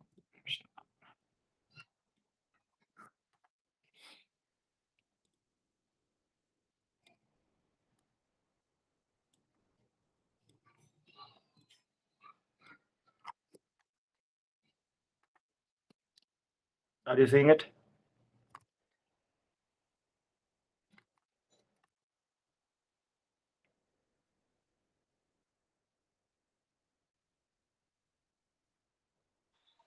Yes, sir. ஸோ அதில் என்ன சொல்றாங்க அப்படின்னா டிஎம் ஸ்டாண்டர்ட் எரர் அப்படிங்கிறத அந்த மேலே போட்டிருக்காங்க. நம்ம ஃபர்ஸ்ட் பார்த்த அந்த அதே தான், இந்த சிக்மா சிம்பிள் போட்டு கீழே வந்து ஸ்டாண்டர்ட் ஆஃப் எரர்னு சொல்லிட்டு அது அவங்க என்ன சொல்லியிருக்காங்கன்னா இந்த இடத்துல ஃபார்முலா வந்து 2 மீன் வச்சு நம்ம பார்க்க போறோம், M1 M2 அப்படின்னு சொல்லிட்டு 2 மீன் எடுத்து அந்த 2 மீனோட ரூட்ஸ்ல எப்படி இருக்குதுன்றதை நம்ம கண்டுபிடிக்கணும். அவ்வளவுதான். ரூட்டுங்கிறது உங்களுக்கு தெரியும், அந்த ஒரு ஸ்கொயர் ரூட் மாதிரி ஒன்று போட்டு அது கீழே ஃபர்ஸ்ட் ஒன்னோட எரர், செகண்ட் ஒன்னோட எரர் அப்படின்னு சொல்லிட்டு 2 போட்டு நம்ம எடுத்து எழுதுறோம் அப்படிங்கிறாங்க. திஸ் ஃபார்முலா வந்து இப்படிலாம் ஜஸ்ட் மனப்படம் கொஞ்சம் கஷ்டமா தான் இருக்கும், எனக்கே தெரியும். ஏன்னா நான் எழுதும் போதும் அதெல்லாம் கஷ்டப்பட்டிருக்கேன். இது எப்போ நமக்கு இன்னும் தெளிவா நமக்கு வந்து யூஸ்ஃபுல்லா இருக்கும்னா ரியலா நீங்க அதை வந்து இதுக்குன்னே ஒரு சம் எடுத்து அந்த சம்மெல்லாம் போட்டு பார்த்தீங்கன்னா புரியும். இல்லைன்னா இது வந்து நீங்க கான்செப்டா மட்டும் ஞாபகம் வச்சுக்கிட்டு ஓகே லார்ஜ் சாம்பிள்னா 2 விஷயம் அதில் ஒன்று M1 M2 அப்படின்னு சொல்லிட்டு போட்டு அதை டிவைட் பண்ணி பார்த்துக்கிறோம். அப்போ டிஃப்ரென்சஸ் கண்டுபிடிக்கிறோம் அப்படின்னா ரெண்டுத்துக்கான டிஃப்ரென்சஸ் வந்து டிவைட் இது ஏன்னா புக்கில் கொடுத்துருக்க ஃபார்முலா வந்து அந்த டெக்ஸ்ட்ல எப்படி டைப் பண்ண முடியுமோ அப்படி கொடுத்துட்டாங்க. அது பார்க்கறதுக்கே கஷ்டமா தான் இருக்குது. இப்போ நீங்கள் இது கூட பரவாயில்ல. அடுத்து அந்த significant difference between means of 2 different sample அப்படின்றாங்க. அது வந்து டிவைட் பண்ணணும்.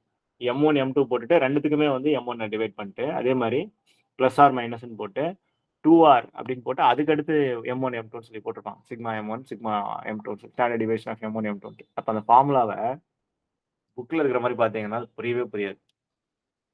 அதை வந்து நீங்க வேற எங்கேயாச்சும் ஃபார் எக்ஸாம்பிள் இருக்கலாம்.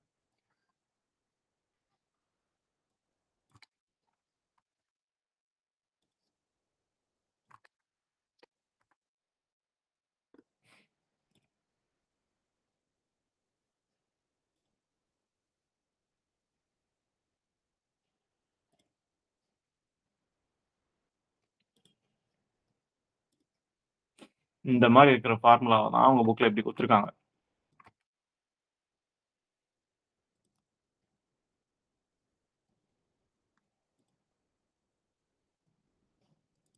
ஆனா உங்க புக்ல பாத்தீங்கன்னா அது இப்படி இருக்கும். ரெண்டும் ஒண்ணுதான். நம்ம புக்ல ஒரு லைன்ல அதை டைப் பண்ணி ஆகணும் அப்படிங்கிறதுக்காக அதை அப்படி கொடுத்துருக்காங்க.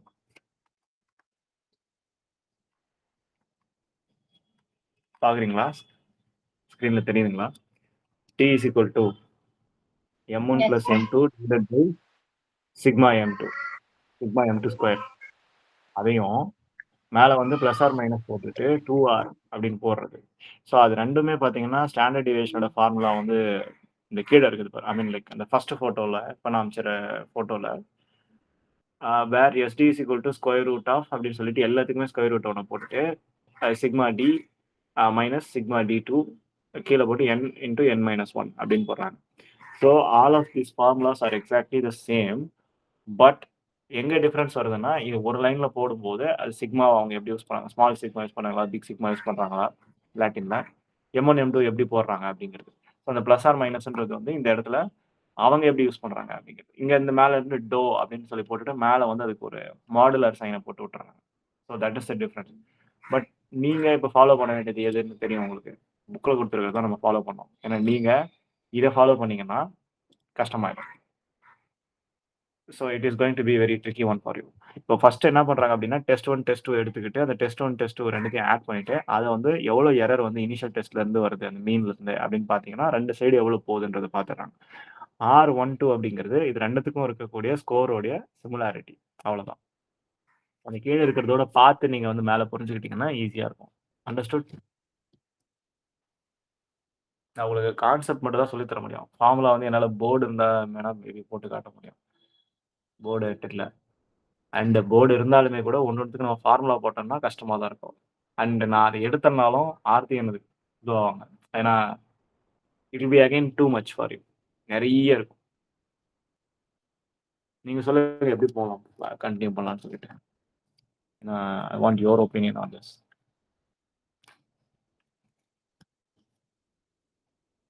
நான் எப்படி போகணும் அந்த மெத்தட் ஓகேவா இல்ல உங்களுக்கு எப்படி ஒர்க் ஆகும்? உங்களுக்கு எப்படி ஒர்க் ஆகணும் நீங்க சொல்லுங்க. நம்ம அதுக்கேற்ற மாதிரி மூவ் பண்ணலாம்.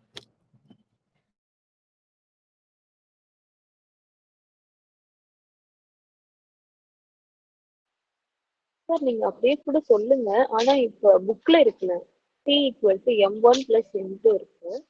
அப்புறம் ஒரு கம்மா மாதிரி போட்டு சிக்மா கமா இல்ல M2 சஃபிக்ஸ்ல 1 போட்டுருக்கு. இது நம்ம எக்ஸாம்ல எழுதும்போது எப்படி எழுதணும்? M1 + M2 divided pi sigma M2 1. ஓகேங்களா? அதுக்கு அடுத்து plus or minus 2R12. Okay, R12ன்றது அந்த கோரிலேஷன். அது கூட சேர்ந்து மல்டிப்ளைடு பை 0 1 M2, அதாவது சிக்மா M1 சிக்மா M2 அப்படிதான் நம்ம எழுதணும்.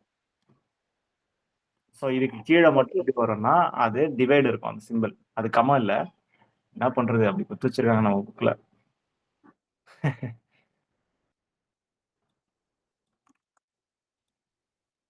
நீங்க புக்ல இருக்கிறத இந்த மாதிரி தான் எழுதணும்.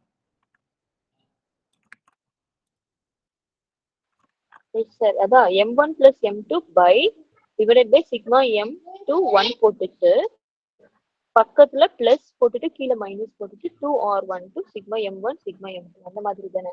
ஆமா. இதுங்க நான் அதை வந்து உங்களுக்கு சரி ஓகே இருக்கட்டும் விடுங்க.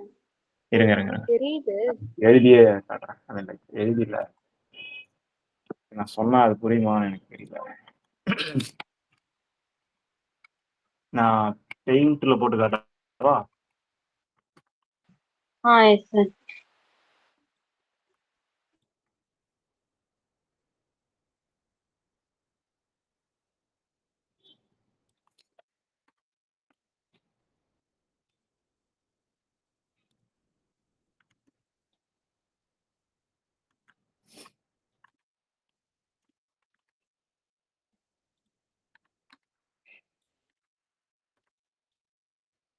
தெரியுதுங்களா ஸ்கிரீன்ல?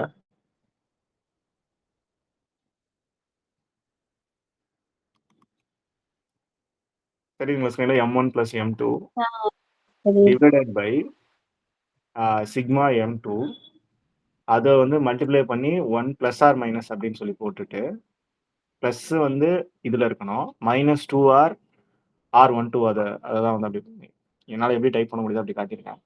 ஓகே, R12 ஆனால் இப்படி தான் எழுதணும். புக் ஐ மீன் நம்ம ஃபார்முலா கால்குலேட் பண்ணுவோம், இப்படி தான் எழுதுவோம். Okay, so R12 sigma M1 M2. புரியுதுங்களா? This is the actual formula. Okay. இதான் வந்து ஸ்டாண்டர்ட் எரர் ஆஃப் இதுல கிடைச்சிருச்சு, ஏஐல கிடைச்சிருச்சு.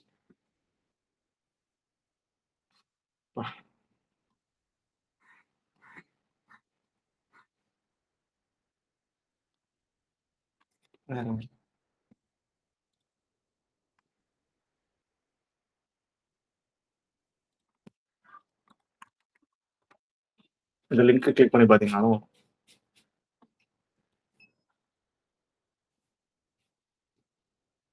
வந்துருச்சா? அந்த லிங்க் கிளிக் பண்ணி பாருங்க. ஸ்டாண்டர்ட் சார் வந்துருச்சு. அதுதான் standard error of difference means அப்படின்றது. அந்த டி இந்த எஸ்சி டிஃபரன்ஸ் ஸ்டாண்டர்ட் டிஃபரன்ஸ் அப்படின்றது கால்குலேட் பண்ணும். பார்த்துக்கோங்க நம்ம புக் எவ்வளோ சூப்பரா இருக்கு அப்படின்னு சொல்லிட்டு. புக் வச்சு மட்டும் நம்ம வந்து வேற மாதிரி இருக்குங்க சார். இதுல வேற மாதிரி இருக்கு.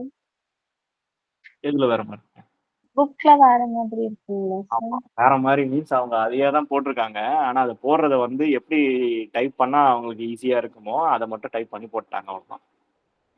அந்த டிவைடுன்றது எல்லாத்துக்குமான டிவைடா, வெறும் இல்ல சிக்மா M2 டிவைடான்றது கூட நமக்கு என்ன? மக்கள் ஆ. காமன் தெரியாது. அது எந்த இடத்துல டிவிஷன் வருது? அது போர்ட் மாஸ் பிரின்சிபல்ல இந்த bracket, of, okay, multiplication okay, okay. அதுல வருதா அப்படிங்கிறத ஆனா உங்களுக்கு தெரியும். இவங்க வந்து சிக்மா M2 வந்து காமனா வெளிய எடுத்துட்டு இருக்காங்க. பட் இவங்க உள்ள மல்டிப்ளை பண்ணி குடுத்து அந்த மாதிரி போட்டு வச்சிருக்காங்க சார். ஆமா. ஏன்னா அவங்களுக்கு அதுதான் ஈஸியா இருந்திருக்கு. அதனால அத போட்டு விட்டு போயிட்டாங்க அவங்க. இப்ப நம்மளும் கூட வந்து மனத்தனமா தப்பு பண்ண மாதிரி இருக்குங்களே சார் புக்ல. ஒண்ணும் புரியல. அதுதான் புக் இப்ப நம்ம பாருங்க இதுல வெளிய பாத்தீங்கன்னா சிக்மா M2 எடுத்திருக்கீங்க. பிராக்கெட்ல வந்து 1 பிளஸ் போட்டு அந்த மைனஸ் அந்த மாதிரி இருக்கு. ஓ, ஓகே. கீழே டிவிஷன்ல இந்த மாதிரி இருக்கு. இதுல இங்க டிவிஷன்ல அது கொடுக்கல. Okay, okay sir. Okay, confuse பண்ணி வச்சிருக்கேன். சரிங்க சார், புரிஞ்சிச்சு. அதுதான் உங்களுக்கு ட்ரை பண்ணேன். ம். எனக்கு அது புரிய வைக்கிறதுக்கு தான் அவ்வளவு கஷ்டப்பட்டுட்டு இருந்தேன். ஓகே, ஓகேங்க இதுக்கு சார். உங்க தப்பு இல்லை, ஓகேவா? என் தப்பும் இல்லை. இது என்ன பிரச்சனைனா, இத வந்து அந்த ஃபார்முலாவா அதே ஆங்கிள் சொல்லி புரிய வச்சிருந்தாங்கன்னா ஈஸியா இருக்கும். யூனிவர்சிட்டி ஆஃப் மெட்ராஸோட ஆ. டயக்ராம் வந்து ஃபார்முலாவே கொடுத்துருவாங்க. அதை அட்லீஸ்ட் காப்பியாச்சும் அடிச்சு போட்டோ எடுத்தாச்சு அதை வந்து காட்டிடுறாங்க. பட் இங்க ப்ராப்ளம் என்னன்னா அது கூட பண்ணல. அன்பார்ச்சுனேட்லி அவங்க வந்து அவங்களுக்கு எப்படி டைப் பண்றதுக்கு ஈஸியா இருக்கும், டிவிஷன் எங்க போட்டா என்ன போடும், அது கமான்னு சொன்னாங்க பாவம் சுவாசினி. அவங்க அப்போ யோசிச்சு பாருங்க, இது அவங்க மிஸ்டேக்கே இல்லை. அந்த லட்சணத்துல வந்து அவங்க போட்டு வச்சிருக்காங்க. ஓகே. சரி, ஓகே. எனிவேஸ், இப்போ டிஃபரன்ஸ் பிட்வீன் மீன்ஸ் அப்படின்னா உங்களுக்கு ஒரு அளவுக்கு ஐடியா கிடைக்கும். மீன்னா ஒரு ஆள், மீன், மீடியன், ஆவரேஜ், அந்த டிஃபரன்ஸ் தெரியுங்களா உங்களுக்கு? மீன் என்னது? நடுவுல வர்றது சார் டோட்டல் எத்தனை இருக்கோ அதுல இப்போ எக்ஸாம்பிளுக்கு 10 வேரியபிள்ஸ் நம்பர்ஸ் இருந்துச்சுன்னா அந்த 10ஆல நம்ம டிவைட் பண்ணணும், எல்லாத்தையும் ஆட் பண்ணி. அதுதான் மெயின்னு சொல்லுவோம். ம், சரி இருங்க, நான் உங்களுக்கு ஒரு டயக்ராம் காட்டுறேன். அந்த டயக்ராமை வச்சு நீங்க எனக்கு சொல்ல போறீங்க.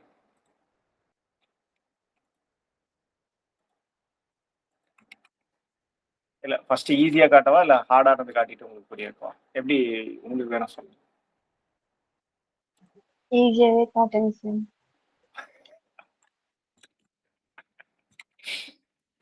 டயர்ட் ஆயிட்டாங்க போல பாவம். சார் அப்படிலாம் இல்லைங்க சார். இது கொஞ்சம் இதுவா இப்ப இருக்கு. பாருங்க, இதுல சாரி ஈஸியா கேட்டீங்களா? வெயிட் பண்ணுங்க, இது விட்டுருங்க. ஃபர்ஸ்ட் ஈஸியான டயக்ராம் காட்டுங்க.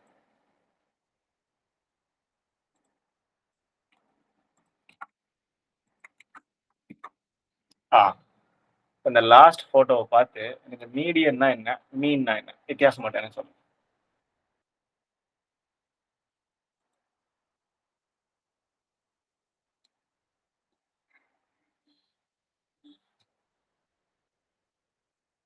மீன்னா ஆவரேஜ் சொல்லிருக்காங்க சார். அப்ப மீடியன்னா மிடில் வேல்யூஸ் சொல்லிருக்காங்க சார்.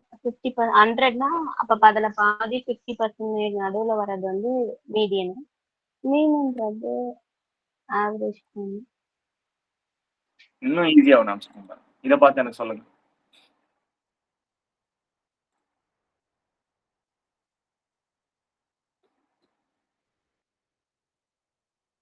மீன்னா வெறும்னே ஆவரேஜ். மீடியன்னா நட்ட நடுவில் எது இருக்கு அதான் மீடியன். ஓகே, புரிஞ்சுதுங்களா நான் என்ன சொல்றேன்னு சொல்லிட்டு?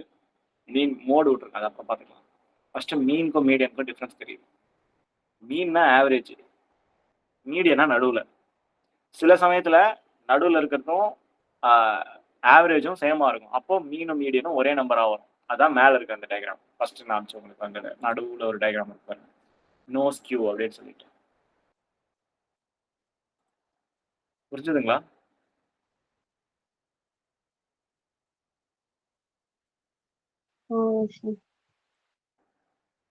புரியுதுங்களா இல்லையா? சார் புரியுது. அந்த பெல் ஷேப்ல நம்ம ஆவரேஜ் கண்டுபிடிச்சா அது மீன், மிடில்ல கண்டுபிடிக்கிறதுனால அது பேர் மீடியன். ஒருவேளை சில நேரத்துல ஆவரேஜும் மீடியன் சேமா கூட இருக்கலாம், மீனும் மீடியமும். ஓகே, சில கேசஸ்ல அந்த மாதிரி பாசிபிள் இருக்கு. இப்போ மீன் அப்படின்னா எல்லாத்தையும் எடுத்து ஆட் பண்ணி அந்த டிவைட் மட்டும் எத்தனை நம்பர் இருக்கு அதை டிவைட் பண்ணா ஒரு ஆவரேஜ் கிடைக்கும் இல்லையா, அதுதான் மீன். மீடியன்னா நமக்கு அதெல்லாம் தேவையில்லை, நடுவுல என்ன நம்பர் பாருங்க அந்த நம்பருக்கு மட்டும் எடுக்கு, அதுதான் மீடியன். அது ஆவரேஜா இருந்தாலும் அவசியமே கிடையாது. புரியுதுங்களா? Yes sir. சரி ரைட். இப்போ 1 2 3 4 5 6 7 8 9 இருக்குன்னு வச்சுக்கோங்க. இந்த 9ல ஆவரேஜ் என்ன, ஐ மீன் மீன் என்ன சொல்லுங்க பார்ப்போம்.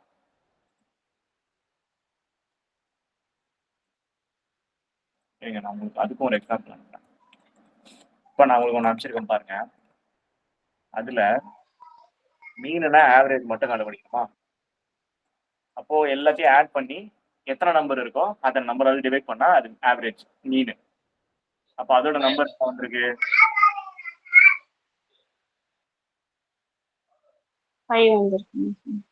ஏன் 5 வந்துச்சுன்னா எல்லாத்தையும் ஆட் மொத்த பண்ணிட்டு ஆட் பண்ணி டோட்டல் நம்பர் வேல்யூஸ் வந்து அங்க எத்தனை டிவைட் பண்ணா நம்பர் அவ்வளவுதான் மீனுன்னா ஆவரேஜ் கண்டுபிடிக்கும். இப்போ 1 2 3 4 5 6 7 8 9 இருக்குன்னா அந்த 1 + 2 + 3 + 4 + 5 9 வரைக்கும் ஆட் பண்ணிட்டு டிவைட் பை எத்தனை நம்பர் 9 இருக்கு அது நம்பர் ஆட் பண்ணா அதான் ஆவரேஜ், அது மீன்.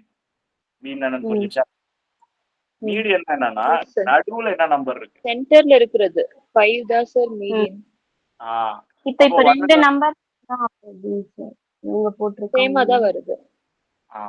அப்ப ரெண்டு நம்பர் இருந்துச்சுன்னா அந்த ரெண்டு நம்பரை மட்டும் நம்ம அதுக்கு நடுவுல என்ன நம்பர் இருக்கு அப்படின்றத மட்டும் நம்ம பார்க்க போறோம். 3க்கும் 6க்கும் நடுவுல என்ன நம்பர் இருக்கு, 4.5 இருக்கு. அதே மாதிரி 1 ல இருந்து 10 வரைக்கும் நான் சொல்றேன் இல்லையா, மொத்த நம்பர் என்ன 10 இருக்கு. இந்த 10ல நடுவுல இருக்கிற நம்பர் என்னது, மீடியனு 5 6 6 எப்படி வரும்? ரெண்டுக்கும் எடுத்துட்டு அதோட சென்டர் பாயிண்ட் 5.5. ரெண்டு எடுக்கிறது இங்க ஏன் ரெண்டு எடுக்கணும்னா டோட்டல் 5 அதனால வந்து இதுல வந்து ரெண்டுத்துக்கு நடுவுல வருது. இப்போ ஒருவேளை இது வந்து எக்ஸாக்டா அதுல நடுவுல ஒரு நம்பர் நமக்கு இருக்கு அப்படின்னு வச்சுக்கோங்க, அப்ப என்ன பண்ணுவோம், அந்த நம்பர் தான் எடுப்போம். நடுவுல கரெக்டாவே ஒரு நம்பர் மாட்டுது அப்படின்னா அதை எடுத்துருவோம். எந்த நம்பரும் கரெக்டா நடுவுல மாட்டல அப்படின்னா அப்பதான் நம்ம என்ன பண்ணுவோம், அதுக்கு நடுவுல அது ரெண்டுத்தையும் சேர்த்து அது ரெண்டுத்துக்கும் நடுவுல எது இருக்குன்னு பார்ப்போம். இப்போ 9 3 1 8 3 6ல பாத்தீங்கன்னா ஆவரேஜா ஆட் பண்ணி பாத்தீங்கன்னா 1 3 3 6 8 9 இருக்கு. இதுல மொத்தம் எத்தனை நம்பர் இருக்கு, 1 2 3 4 5 6 இருக்கு. 6ல நடு நம்பர் கிடையாது. ஓகே, 6ல இந்த பக்கம் பிரிச்சிங்கன்னா ஒரு 3 நம்பர் வருது, இந்த பக்கம் பிரிச்சா ஒரு 3 நம்பர் வருது. அப்ப அது ரெண்டுத்துக்கும் நடுவில் ஒரு காமனா ஏதோ ஒன்று இருக்கு. இப்போ 1ல இருந்து 10 வரைக்கும் பாத்தீங்கன்னா எக்ஸாக்டா 5ன்றது பர்ஃபெக்ட் நடு நம்பர். புரியுதுங்களா? Yes sir. இன்னொரு காம்ப்ளெக்ஸான ஃபார்முலா கொடுக்குறேன்.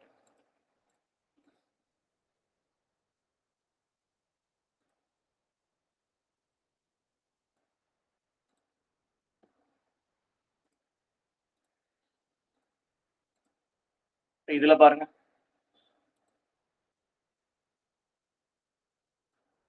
மீன் விட்டுருக்கு, மீன் ஈஸி தான், அப்படியே 1 2 3 4 5 மட்டும் போட்டோம். ஓகே, இப்போ இந்த மிடில் வேல்யூ இதுல என்ன இருக்குது, 1 2 3 4 5. அதை அரேஞ்ச் பண்ணி பார்த்தா, ரீஅரேஞ்ச் பண்ணி பார்த்தா 3 தானே நடுவில் இருக்கு. கரெக்டா நடுவில் அந்த நம்பர் மாட்டிச்சா? இப்ப இந்த மாதிரி அரேஞ்ச் பண்ணி தான் எழுதணுமா சார்? அப்ப ஆமா, எப்பவுமே அரேஞ்ச் பண்ணி தான் எழுதணும். அரேஞ்ச் பண்ணாம நம்ம எழுதவே கூடாது. அது பேர் ரேங்க் சம்னு சொல்லுவோம். இனிமே தான் வரும் உங்களுக்கு. அதுக்கு இதுக்கப்புறம் தான் ரேங்க் சம்லாம் நான் சொல்லி கொடுக்கும்போது இப்போ நான் உங்களுக்கு காட்டுற எக்ஸாம்பிள் விட பயங்கரமா காட்ட வேண்டியதாங்க. இல்லைன்னா நான் வந்து சிம்பிளா கான்செப்டை மட்டும் புரிய வச்சுட்டு உங்களுக்கு புரிஞ்சுதான்ட்டு நெக்ஸ்ட் மூவ் ஆகும். ரெண்டுல வேணா ஒன்று தான் நடக்க போகுது. Okay, so mean median mode அப்படின்னா என்னன்றது இனிமே உங்களுக்கு தெரியணும். மோடு கூட விட்டுருங்க, மோடு ரொம்ப ஈஸி தான், ஒன்றும் ப்ராப்ளம் இல்லை. பட் ஜென்ரலி ஸ்பீக் மோடுனா ஒன்றும் இல்லை, எந்த நம்பர் அடிக்கடி வருதுன்ட்டு. இப்போ இதில் பார்த்தீங்கன்னா 3 2 தடவை வந்திருக்கு ஃபர்ஸ்ட் நான் அமிச்சதுல. இதுல நடுவில் மோடுன்றது வந்து பார்த்தீங்கன்னா 1 அடிக்கடி வந்திருக்குன்னு வச்சுக்கோங்க. அப்போ அந்த 1 தான் நம்ம போட போகிறோம். 3 அடிக்கடி வந்துச்சுன்னா 3, எது அடிக்கடி வருதோ அதை மோடுன்னு சொல்லி செலக்ட் பண்ணுவோம். அண்டர்ஸ்டுட்? ஆக்சுவலா கான்செப்ட்லாம் செம்ம ஈஸி தான். எங்க உங்களுக்கு கஷ்டமா இருக்குன்னா அந்த ஃபார்முலாவா நீங்க அதை எடுத்து பார்க்கும்போது தான் கஷ்டம் வரும். ஏன்னா இன்கேஸ் உங்களுக்கு அது ஃபார்முலா திங்கிங் இருந்தது நேச்சுரலாவே எனக்கு ஃபார்முலாவா தான் புரியும், சொன்னா கூட எனக்கு புரியாதுன்றவங்களுக்கு சில பேர் இருப்பாங்க. மேத்தமேட்டிக்கல் திங்கிங் இருக்கிறவங்க அவங்களுக்கு இது ஈஸியா இருக்கும். எனக்கு ஃபார்முலாவா சொன்னா புரியாது, எனக்கு கான்செப்டா சொன்னாதான் புரியும். உங்களுக்கு எப்படியோ அது மாதிரி நீங்க எடுத்துக்கணும். Depends from person to person. எனக்கு ஒரு ஸ்டூடெண்ட் இருக்காங்க, அந்த ஸ்டூடெண்ட்லாம் பார்த்தீங்கன்னா ஜோரா ஜபீன் அப்புறம் சுஜிதா இவங்கெல்லாம் அவங்களுக்கு கான்செப்டா சொன்னா புரியாது, கொஞ்சம் கஷ்டப்படுவாங்க. அதே அவங்களுக்கு ஃபார்முலாவா சொன்னா டக்குன்னு பிடிச்சிருவாங்க. அது எனக்கு அப்படியே ஆப்போசிட். ஸோ உங்களுக்கு எந்த மாதிரி சூட் ஆகுன்றது உங்களுக்கு தெரியும். நான் சொல்ற மாதிரி உங்களுக்கு கான்செப்டா உங்களுக்கு புரியுதுன்னா நீங்க கான்செப்டாவே எடுத்துக்கோங்க. இல்லை சார் எனக்கு கான்செப்ட்லாம் செட் ஆக மாட்டேங்குது, எனக்கு இதுதான் ஒர்க் ஆகுது, லைக் ஃபார்முலாவே ஒர்க் ஆகுதுன்னா ஃபார்முலாவை நீங்க எடுத்துக்கோங்க.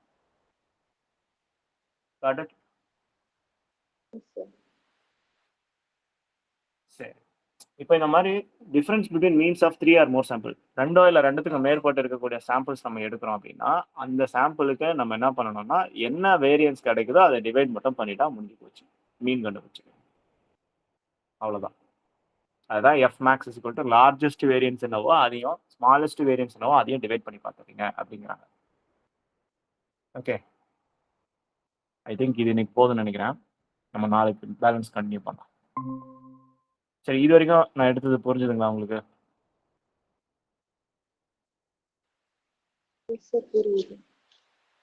இதெல்லாம் நீங்க கண்டிப்பா இன்னொரு தடவை போய் பார்க்கணும். பார்க்கலன்னா ரொம்ப ரொம்ப கஷ்டமா இருக்கும் இது. ஆனா ஒன்ஸ் நீங்க இது கான்செப்டை ரொம்ப சிம்பிளா புரிஞ்சுக்கிட்டீங்க அப்படின்னா வேணா ஒண்ணு பண்ணவா, நான் சிம்பிளா இருக்கிற மாதிரி ஒரு சில வீடியோ நான் உங்களுக்கு எடுத்து அனுப்புறேன். அனுப்பிட்டு நீங்க ஃபர்ஸ்ட் அதை பாருங்க. கண்டிப்பா உங்களுக்கு எல்லாமே புரியணும் அவசியம் இல்லை. பார்த்துட்டு நீங்க நாளைக்கு கிளாஸ் எடுக்கிறோம் இல்லையா, கிளாஸ் அப்போ நான் இந்த கான்செப்டை கேட்கும்போது உங்களுக்கு என்ன புரிஞ்சதோ அதை வச்சு சொல்லுங்க, நான் கரெக்ட் பண்றேன். இன்னும் அது ரொம்ப சிம்பிளா இருக்கும். இந்த மாதிரி ஃபார்முலா கம்லா கூட இருக்காது. அதெல்லாம் இருக்கும், பட் அதை விட ரொம்ப கம்மியா இருக்கும். கான்செப்டை ஸ்ட்ராங் ஆயிடுங்க. அதுக்கப்புறமா நீங்க இதை பார்த்தீங்கன்னா உங்களுக்கு எல்லாமே புரியும். இல்ல எனக்கு அப்படி வேணாம்னாலும் ஓகே, நீங்க சொல்லுங்க. இல்ல சார், நீங்க அனுப்பிட்டு கேள்வி கேட்கும்போது எவ்வளவு தூரத்துக்கு எங்களுக்கு புரிஞ்சிருக்குன்னு எங்களுக்கே தெரியும். ஏன்னா நான் நீங்க ஏன் அங்கிருந்து பேசுறதுனால எங்களோட ஆஸ்பெக்ட்ஸ்ல இருந்து அதை நாங்க அசெப்ட் பண்ணிக்கிறோம். அப்ப நீங்க திரும்ப கொஸ்டின் கேட்கும்போதுதான் ஓகே இது இந்த மாதிரி புரிஞ்சுக்க கூடாது, இந்த மாதிரி அப்படின்னு எங்களுக்கு தெரியுது.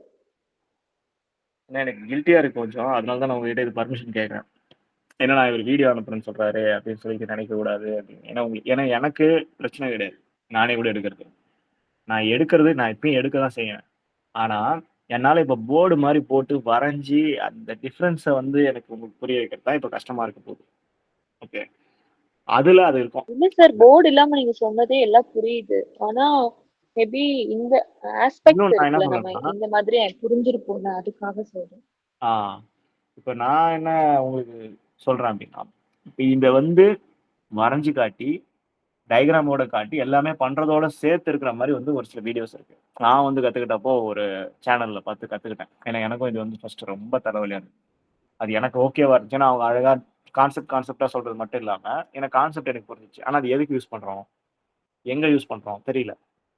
அதை நான் அந்த அந்த வீடியோ பார்க்கும்போது அவங்க வீடியோவா உட்காந்து போர்டுல இது இந்த இடத்துல வெக்கேஷன் போறதுக்கு முன்னாடி அவர் எப்படி இருக்காரு, வெக்கேஷன் போனதுக்கு அப்புறம் அவர் எப்படி இருக்காரு, இப்ப அவரோட மனநிலை எப்படி மாறி இருக்கு, அதுக்கு இந்த ஃபார்முலா வருது அப்படின்னு சொல்லும்போது ஓ, ஃபார்முலா எனக்கு புரியலனாலும் வெக்கேஷன் போறதுக்கு முன்னாடி இவரோட மைண்ட் செட்டுக்கும் வெக்கேஷன் வந்ததுக்கு அப்புறமா இருக்கிற மைண்ட் செட்டும் கரெக்ட் தானா, இது வெக்கேஷனால தான் இவர் ஜாலியா ஃபீல் பண்றாரா இல்ல சும்மா லீவ் கிடைச்சிருந்தாலே அவர் ஜாலியா தான் இருப்பாரா அப்படிங்கறதெல்லாம் கண்டுபிடிக்கிறதுக்கு இந்த ஸ்டாட்டிஸ்டிக்ஸ் பேராமெட்ரிக் யூஸ் பண்றோம் அப்படிலாம் நமக்கு தெரிய வந்தது. எனக்கு ஃபார்முலாவோட இது புரிஞ்சுது. ஓகேவா? ஸோ உங்களுக்கும் அந்த மாதிரி வேணும்னா அந்த வீடியோ நான் அனுப்புறேன். இல்லைன்னா நான் எடுக்கிற கிளாஸஸே உங்களுக்கு ஓகேனா அப்படியுமே கூட ஓகே. இல்லைங்க சார், நீங்க வீடியோ அனுப்புங்க, நாங்க பாக்குறோம் சார். அதையும் பாருங்க. பார்த்துட்டு நீங்க நாளைக்கு கிளாஸ்ல கிளாஸ்லயும் அதை எப்படி யூஸ் பண்ணணும் அதை நான் எப்படி யூஸ் பண்றது, ஃபார்முலாவோட எப்படி பின் பண்றதுன்றதையும் நான் பாக்குறேன். அப்பதான் உங்களுக்கு ஏன்னா எக்ஸாம்ல அதை கொண்டு போய் எடுக்கும்போது சாரி எதுவும் சொல்ல வந்தீங்க, சொல்லுங்க. இல்ல அதாங்க சார், இப்ப இந்த ஃபார்முலா இதெல்லாம் வருது, இதெல்லாம் ஏன் பண்றோம்னு தெரியல சார். அதான் பெரிய கஷ்டமா இருக்கு. மீடியன் மோட்லாம் சொல்லிட்டீங்க. சோ இதெல்லாம் எதுக்காக இந்த இடத்துல யூஸ் பண்ண போறோம், என்ன பண்ண போறோம், இதை வச்சு ஒன்றும் தெரிய மாட்டேங்குது, புரியல. கரெக்ட், அதுதான் பெரிய கஷ்டமா இருக்குது. இப்போ நீங்க அதை புரிஞ்சுக்கிறதுக்கு தான் நான் உங்களுக்கு அந்த எல்லாத்துக்குமே ஒரு வீடியோ, ஆனா நான் அனுப்புறது நீங்க பாப்பீங்களான்னு எனக்கு தெரியல. அதுதான் கண்டிப்பா உட்காந்து நீங்க திரும்ப பார்த்து நோட்ஸ் கொஸ்டின் எடுத்து. கேட்பீங்களா, அப்ப நாங்க சொல்லுவோமா இல்லையான்னு தெரியல உங்களுக்கு. Okay right. நான் என்ன உங்ககிட்ட ஃபர்தரா ஒரு விஷயம் ரெக்வஸ்ட் பண்றேன்னா, அந்த அனுப்புற வீடியோவை நீங்க பார்க்கும்போது தயவு செஞ்சு கையில ஒரு பேப்பர் பென் வச்சு நீங்க வந்து அதை ட்ரை பண்ணி பாருங்க. என்ன நோட்ஸ் எடுக்கிறீங்க? ஓகே, பேராமெட்ரிக்கா நான் பேராமெட்ரிக்னா இவங்க இது டிஃபரன்ஸ் உங்களுக்கு புரியுற மாதிரி, தமிழா இருக்கட்டும், இல்ல கன்னடாவா இருக்கட்டும், தெலுங்குவா இருக்கட்டும், மலையாளமா இருக்கட்டும், எதுவா வேணா இருக்கும். இல்ல இங்கிலீஷ் உங்களுக்கு ஓகேனா இங்கிலீஷே கூட உங்களுக்கு புரியுற மாதிரி இருக்கணும். What ever it is. ஏன்னா அப்பதான் அது எக்ஸாம்ல டிரான்ஸ்லேட் ஆகும். இல்லைன்னா எக்ஸாம்ல அது யூஸ் ஆகாது. கான்செப்ட்ஸ் தான் ஆயிடுவீங்க. அல்டிமேட்டா நம்ம மார்க்கும் எடுத்து தான் ஆகணும். அட்லீஸ்ட் பார்டர் பாஸ் ஆச்சு எடுக்கணும். அதுக்காக சொல்றேன். Got it. Okay sir. Okay sir. தயவு செஞ்சு வீடியோ பாருங்க. நான் அனுப்புறத ஸ்கிப் பண்ணாதீங்க. வேகமா ஓட்டி பார்க்காதீங்க. அந்த வீடியோவே அது ஏன்னா 4 நிமிஷம் 3 நிமிஷம் தான். அந்த 4 நிமிஷம் 3 நிமிஷத்துல இதுல கொடுத்துருக்கிற ஒரு ஃபுல் சாப்டரே அதுல கம்ப்ளீட் ஆயிடும். மொத்த சாப்டரே 4 நிமிஷத்துல முடிச்சிடலாம். ஏன்னா அதுல எக்ஸாம்பிள் இருக்கு. அந்த எக்ஸாம்பிள் வந்து எங்க யூஸ் பண்ணணும் அந்த ஃபார்ம்ல அவங்க போட்டு காட்டுவாங்க. Okay. And one more thing, இதை தாண்டி வேற ஏதாச்சும் வீடியோ வருதுன்னா அதை பார்க்காதீங்க இப்போதைக்கு. பார்த்தீங்கன்னா கண்டிப்பா சொல்றேன் கன்ஃபியூஸ் ஆகும். டெஃபினட்டா கன்ஃபியூஸ் ஆகும். நான் என்ன அனுப்புறேனோ அந்த வீடியோ மட்டும் பார்த்தீங்கன்னா தான் ஃபர்ஸ்ட் புரியும். அதுல வேற ஏதாச்சும் டவுட் வேணும்னா பாருங்க. பட் புது கான்செப்ட் இருக்குன்னு சொல்லிட்டு இப்போ உள்ள போனீங்கன்னா அது நான் சொல்றேன் எப்போ பண்ணணும்னு சொல்லிட்டு. அது ஒரு ஐ திங்க் கிறிஸ்கல் வாலிஸ் தாண்டும் போது நான் சொல்லுவேன். அப்ப நீங்க இதை பாருமா மற்றதெல்லாம் அப்படின்னு சொல்லிட்டு. அதுக்கு முன்னாடியே கை square median test, man Whitney you test, இல்லை டி ஸ்கொயர்டு பேர் டி டெஸ்ட் அது பார்த்துட்டு இருக்கும்போது கிறிஸ்கல் வாலிஸும் சேர்த்தெல்லாம் பார்த்தீங்கன்னா ரெண்டுமே கன்ஃபியூஸ் ஆக ஆரம்பிச்சிடும். நான் என்ன சொல்றது புரியுதுங்களா? எஸ் சார் புரியுது. நம்ம கான்செப்டை புரிஞ்சுக்கிறோம். அடுத்து அது எப்படி ஃபார்முலாவில் நமக்கு வந்து நம்ம புக்கில் வருதுன்றதை பார்த்துக்கிறோம். அதுக்கடுத்து அடிஷனல் கான்செப்ட்ஸ் எப்படி ஒர்க் ஆகுதுன்றதை சேர்த்து பார்க்க போகிறோம். அப்போ தான் மொத்தமாக 3ம் சேர்ந்து உங்களுக்கு எப்படி எந்த ஆங்கிளில் கேட்டாலும் யூஸ் ஆகிற மாதிரி வரும். Okay. Okay sir. Okay. Yes sir. Sure. Thank you. நான் வீடியோ அனுப்புகிறேன். ஒரு மத்தியான டைம் அந்த மாதிரி டைம் நான் நீங்கள் ஃப்ரீயாக இருக்கும்போது அதை உட்காந்து பாருங்க. Okay. Thank you everyone. Have a great day. Thank you thank you sir.